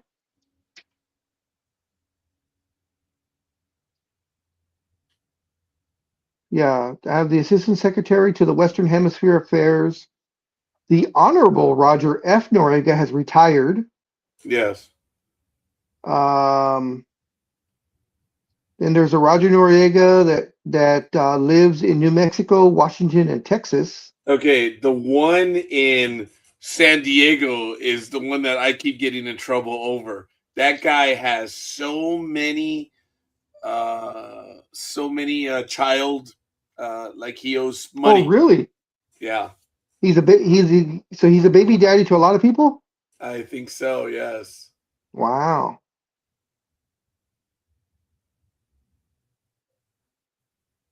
What's the name of the singer that you look like, Raj? What's his name?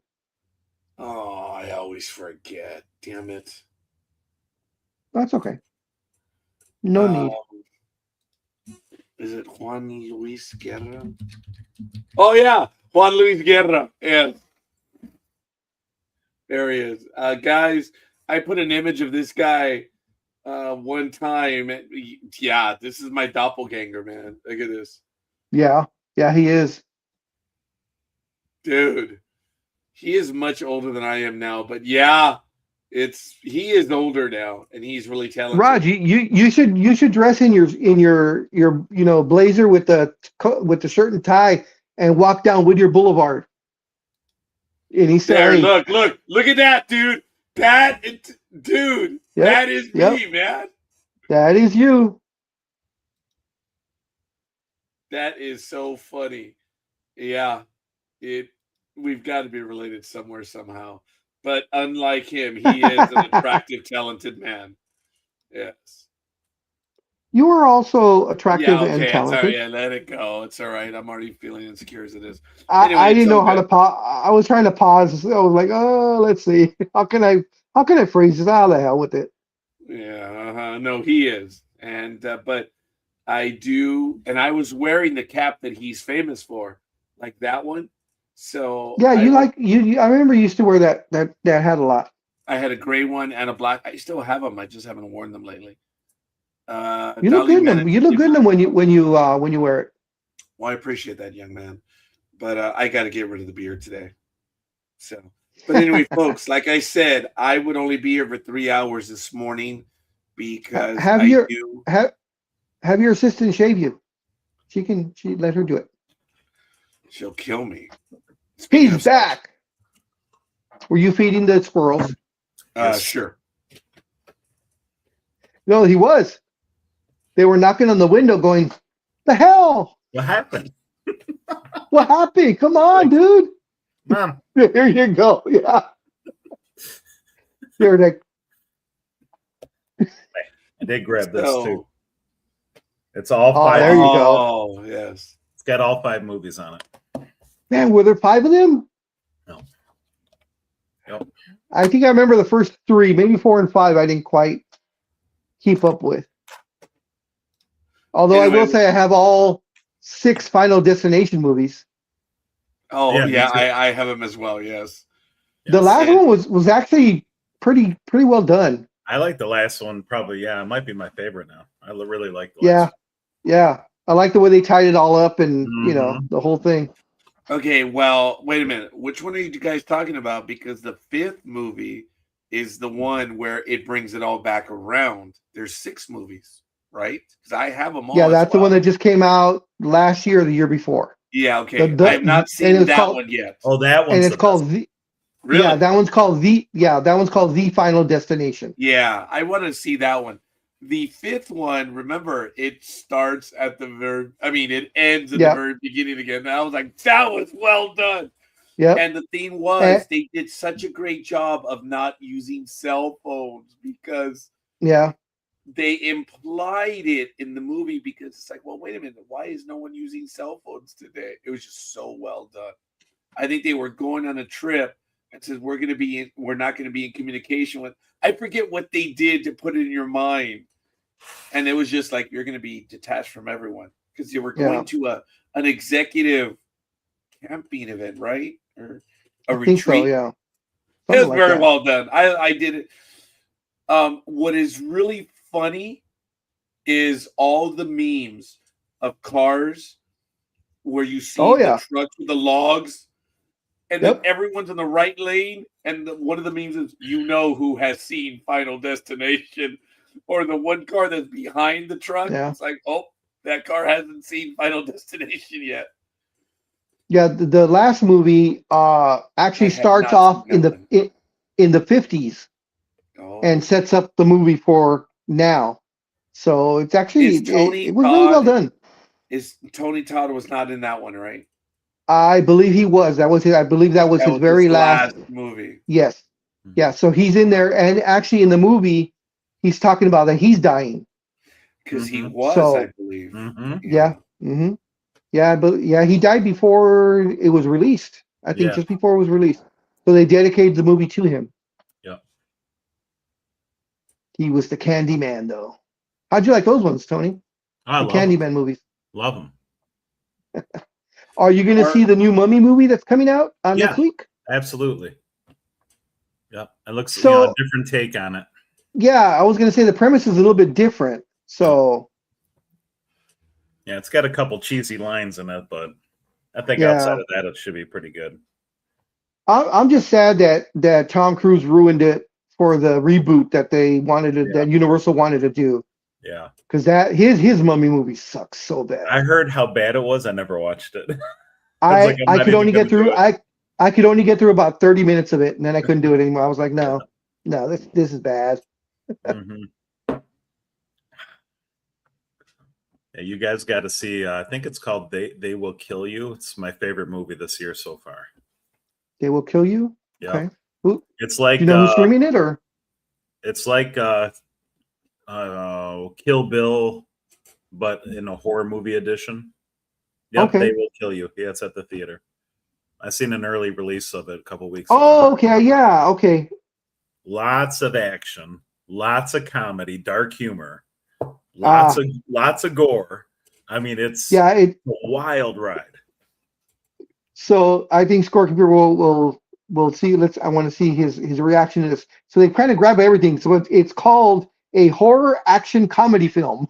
It's that. It really is. It is so much fun. Oh, Jorge says, I think Tony was watering the horses. That too. Ah, very good. Well, look, folks, like I said, unfortunately, I was only going to be here for 3 hours this morning. If my co-hosts have the desire to continue, please do so. I really am dying. I'm chomping at the bit. This is personal. When this thing starts to like, when you try to like, hey, it won't stay. It's got to go. And that is one of my hits because this is a tick that I have. One reason why I either have the full beard or nothing is because I mentioned this. I don't want anyone to really pay attention, but I do. Look, I'm a human being, and I mention the stuff that I have. But when I was going through my situation in the early 2010s, I had that thing where I was pulling my hair out. Yes. And it was bad. I was doing this a lot where I had the open wound on the top of my head because my stress level was really so. It was a hard time, folks. It really was. People actually had to get a hold of my hand and stop it because I was always my stress level. I would tell them in the early days when we were just doing audio, no video. Thank God. Yeah, Blog Talk Radio. I would always tell him because he'd always be picking at it on his. I can't remember. Was it your mustache, Raj, or is it? It's right here. It's very very thin, and that's why I either keep the mustache or I don't, because when it grows out, you can see where there's there's a patch missing. Yeah, pulled hair out. That was bad, dude. That's how bad it was for me in the early 2010s. It was not a good time, and I'm open with it. I tell people you can work through it. That's why, folks, I've always equated. For me, the depression always felt like it was this hole that was behind me. If you guys have seen the famous dam in California, that it has that emergency hole where the water is just going, the infinity hole, where it just goes, and it's just there. Sounds like a girl I used to know. Well, unfortunately, and good for you, big dog. I did not. So I've always equated my depression. He's turning red. Yeah. You guys keep it going. I'm not going to tell this story. I'm sorry. Sorry, Rod. I'm not. After this joke, I'm not. So you guys can work through everything and anything. Sorry, fuck you. It was too damn funny that I'm not going to wallow and get angry at you because it was damn funny. That's why I said I'm not going to. It'll be another day that I say this. So, I appreciate it, guys. I got to get, this is going to be a sucky. Let's see, I've got Friday. I got today, tomorrow. I have 4 days. On the 15th, extensions only. That's it. I'm not seeing anyone on the 15th. I'm closed. It's extensions only. So I have. Are you going anywhere? At midnight on the 15th, when I close up, the only thing that I'm going to do is this. Off. Everything is going off. I will probably not be reachable on the 16th. And then I will come out of the hole on the 17th on a personal level. I will probably be on Saturday upcoming. Oh, yeah. Yeah. Because the only time I didn't do it was when I was on vacation in Alaska. Right, Big Dog? Otherwise, because I just couldn't do it. But I think they did the program when I was up in Alaska. But anyway, I'm doing the same thing, Roger. I'm shutting my phone off on the 16th to the 20th, the night of the 20th. I'm going to New Orleans, working my tail off. Yeah. I'm going to do it because I just need time to recover. And, I'm actually going to go see her right now. But, I got to get rid of this first. And then I'm going to do the, SSDD, or no, same shit, different day. No. Shit, shower, shape. Yeah, I'm 3 S's. I'm going to do the 3. I'm sorry. I know that's horrible. But yes, I'm going to do the 3 S's today. I hope it's not in that order you just said. Well, no, it's shit, shower, and shit. Actually, that is the correct shit, shave, order. and shower. No, it should be shit, shave, and shower. Oh, well, yeah. Oh, yeah, it should be, yes. I will, because that way when I shave. I do shave last. Done. Let the shower soften it up. Hot water, soften it up in the shower. Oh, that that's maybe something I'm Oh, gonna shave I- right another after. day. I use shave butter. Yeah. Hold on. Let me get it real quick. Hold on, Raj. Just Jorge, 2 minutes. 2 minutes. Tío Jorge. No. That's cool. See No, ya, I'm saying Jorge. bye to You know how Jorge. many times he said that? Just give me I 2 said what? minutes.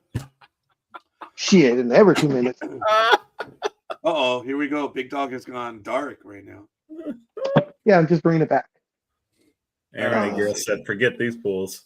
Yeah, Because he was finally done. I have I do the Dollar Shave Club, for the razors and stuff. Mm-hmm. And they have this. I know it's backwards, but it's a Dollar it's good. Shave Club, and it's shave butter. And I usually have a pretty rough beard.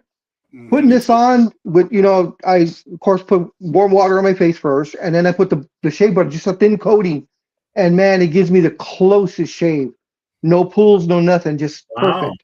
And this thing's only like you can get it on Amazon. It's only like $8 a bottle. Wow. $8 for this, and it usually lasts me a good 7-8 months, maybe.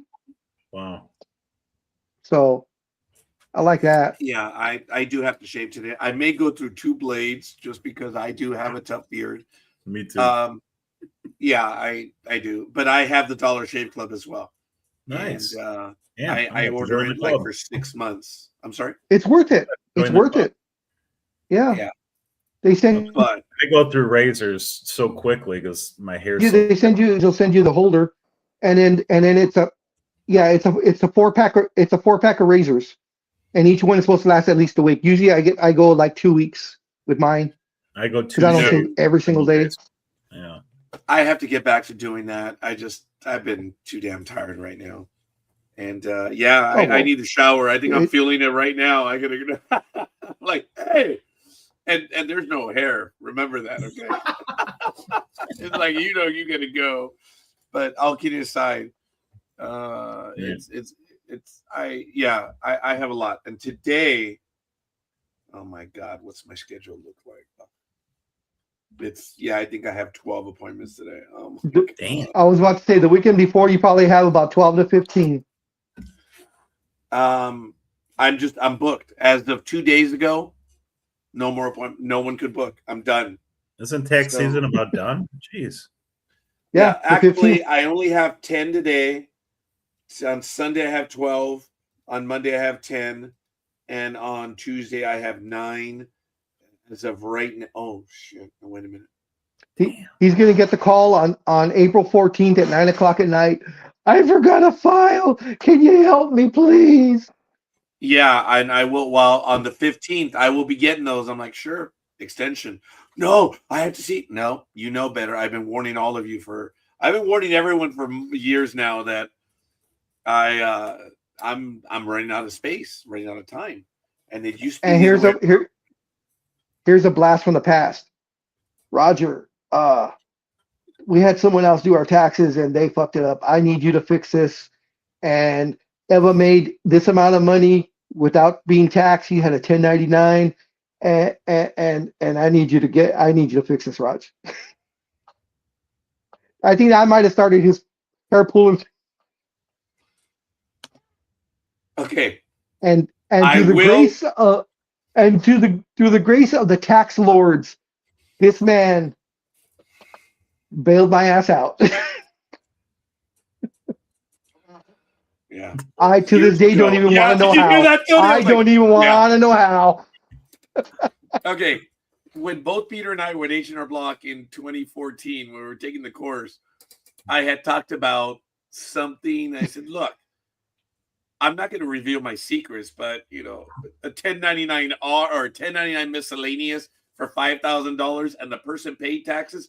Are you stupid? I actually said that in class. Yeah, I do remember that. Our teacher had walked out, and I was getting into it with someone who she thought she was smarter than everyone. I'm like, you dumb bitch. That's your knowledge.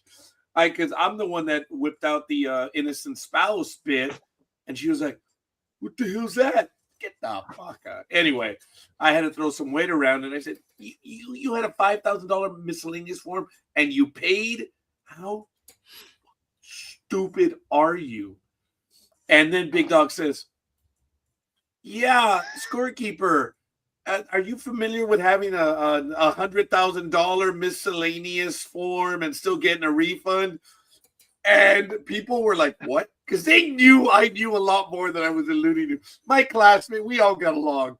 They knew I knew more, and then they all laughed because I'm like, I blew off Big Dog. He says, how does one get a refund on a 100,000? I said, Big Dog, that's immaterial to this conversation at this point.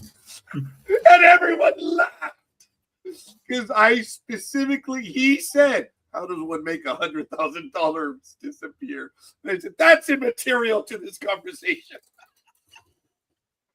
Oh my God, that wasn't the amount. It wasn't the amount, but Damn it was close. funny. Shut up, dude. Shut up. Anyway, all I'm saying is that when that dumb bitch said that she had to pay on a 5, I'm like, how many years do you have? That's all I'm going to say at this point in time. Because that's why you interview, you ask the people, what are your expenses? And then they realize that they have them. It's like, why are you paying? You have the expenses. So a lot of people don't know. So sorry, folks, it is tax deadline. I will leave this with you. If you do have a business, if you do have employee business expenses, remember the question is it deductible? You have to ask yourself, is it ordinary and is it necessary? And if you can say yes to both, speak to a professional.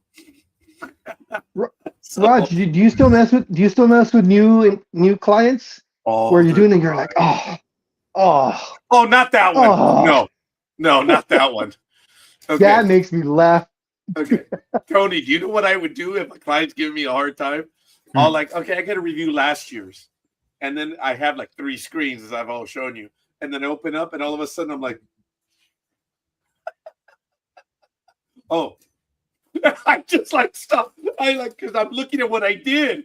And all of a sudden I'm like, oh, sorry. They're like, why are you laughing? Oh, no, I wasn't looking at last year's. I'm looking at my entries. I just think we should go on. So you've got to put them in their place. Now, the tick that I have is bad, and I'm working on it. Where I'm doing the input, all of a sudden, oops. Oh, my God. Clients flip out on oops. They're like, oops, what? I'm like, I messed up on the data entry. Oops, what? I'm like, so that is an instant. You're like, whoops, what? So I do love messing with my clients. It's fun, but I will laugh. I'll just look at something and just start laughing. I'm like, that was last year, right? Oh, just go on. And a lot of my clients have learned. I'm like, all right. He's making his point. He's being a dick. And they're paying for it. The other one's better though, Raj. When you're just like, oh, and they're like, oh, and you're like, okay, I'm done. They're like, how bad? Oh, you're getting a refund. Yes. Oh my God! And I've had people tell me, Raj, your stories are funny, but you'd never get me. Really? That's the challenge. Challenge laid down. I make a note in my notes. I noted in my notes that a client believes that I'm incapable of scaring them. And I put that in my notes. So before I meet with them, I'm like, oh, no problem. So as soon as they sit down, we're doing the stuff, and I'll start doing the input, and I'm like, I'm like, what? What's wrong? Oh, nothing. So I'll do the dog, like, So and then after 2 entries, I'm like, did you change jobs? No, why? Oh, that's not it. And you see, you understand. And then I'll do something else. I'm like, well, what the? Why? And then I'll look at the other. Why? It doesn't compute, dude. And they're suffering through this shit all the time because they don't know what I'm doing. And then I'll ask them something else. And when they give me the answer, it's stupid. This question is stupid. I'll just ask them, like, well, no, that's not it. So like an hour later or less than an hour, I finally and I'll put the number. I'll deliberately just put a number. They're like, what? What? Is that what I owe? And then I'll pick it up, look at, and then I'll put a dollar sign in front of it, give it back to them, and they're like, why do I owe that? What? And they're looking at me and say, why do you think you owe? Well, because of this, dude. Last year you told me that I couldn't make you cry, and I just made you cry, you dumbass. All I did was put a number right there in front of you, and you thought you owed. That's a refund, you dumbass. Like the last 20 years. Whatever it is. I love effing with my clients. And I mean, some clients I will never do because I just respect them and they're really cool. But I must maintain order. Disorder. I love that word, but it's order of what I do. And I get people that will tell me, well, so-and-so, well, I thought we were supposed to get this and this. Said, well, why don't you go to that person and have them get you that refund?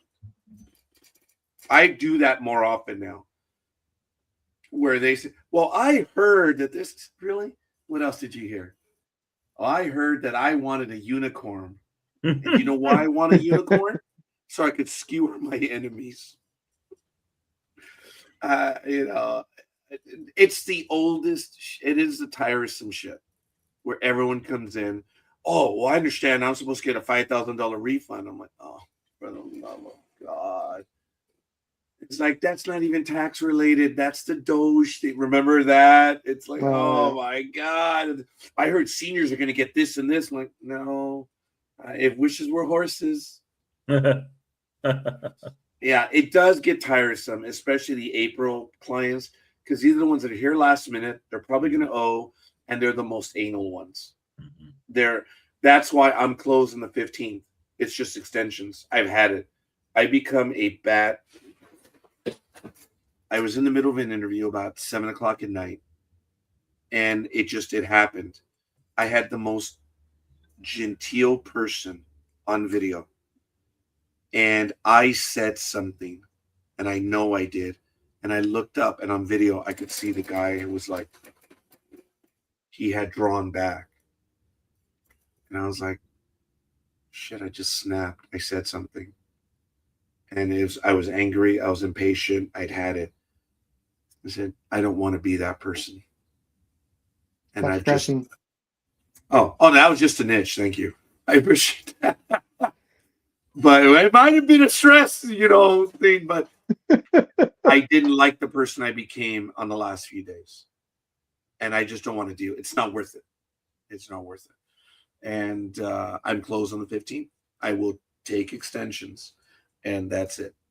But yeah, Tony, I'm an evil son of a... I love what I do. I love it. I love it. I love it. Love it. So, smell of printer ink in the morning. Oh. Yeah. Printer ink for you, cigars for me. Oh, actually, the smell of napalm in the morning. That's what I was doing. Okay, I should have taken the shirt off and put the cowboy hat. Oh, the smell of printer ink in the morning. That would have been the final conflict.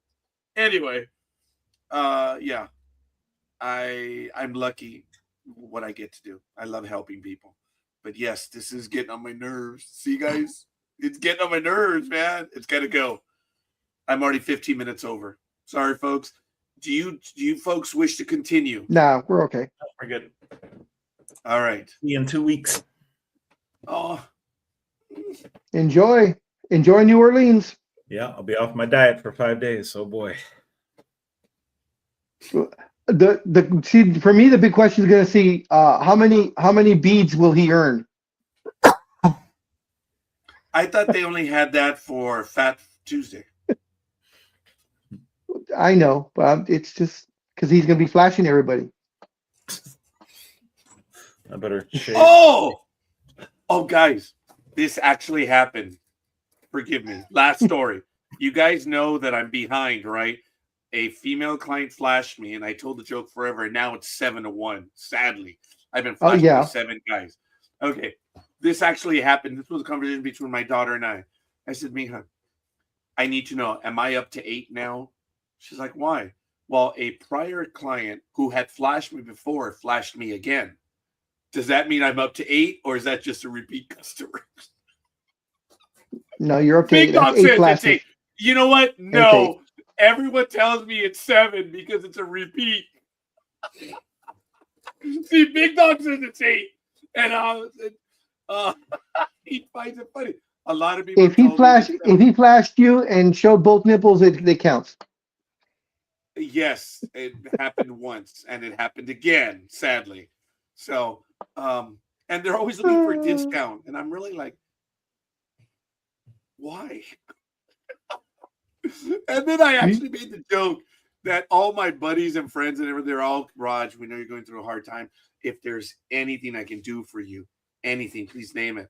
I'm like, why the hell doesn't a female say that? Yeah. Oh, and my buddies, damn it. I'll drink to that. I'll drink to that. Oh, some of my buddies are listening. It's just damn, because I told them, I said, why doesn't a girl ever tell me that shit? Mm-hmm. Anyway, guys, it was fun. Anime Girl, thank you. Big Dog, thank you. Philly Special, thank you. Jorge, I'm sorry you're under the weather right now, but folks, sports talk with the guys. Hey, we talked sports today. It was good. It was fun. So, but we just do what we do. No, that's the Big Dog. Anyway, I'm assuming as such. Anyway, we're good. Oh, ooh. I told that to someone one time, but I'm not going to tell the story now. I was like, here to here, here to here. That was the shoe size story. I think I told that one. That one was cool about Carlos having the size 12, and I got mad because Carlos is like 5'1", and I was telling her, here to here, kiddo. I'm a size 12. Yeah. I was like, and then I always answer, I'm a 13 wide. Yeah. Well, Carlos, who's 5'1", had a 12 size shoe, and I got mad. It's shoe size, babe. It's shoe size. That was funny. All right, guys, I'm out. We'll see you guys. We will be on next week, no doubt about it. And we love you all. We appreciate you. We'll see you guys on the other side. Peace. Later. Hasta la bye-bye.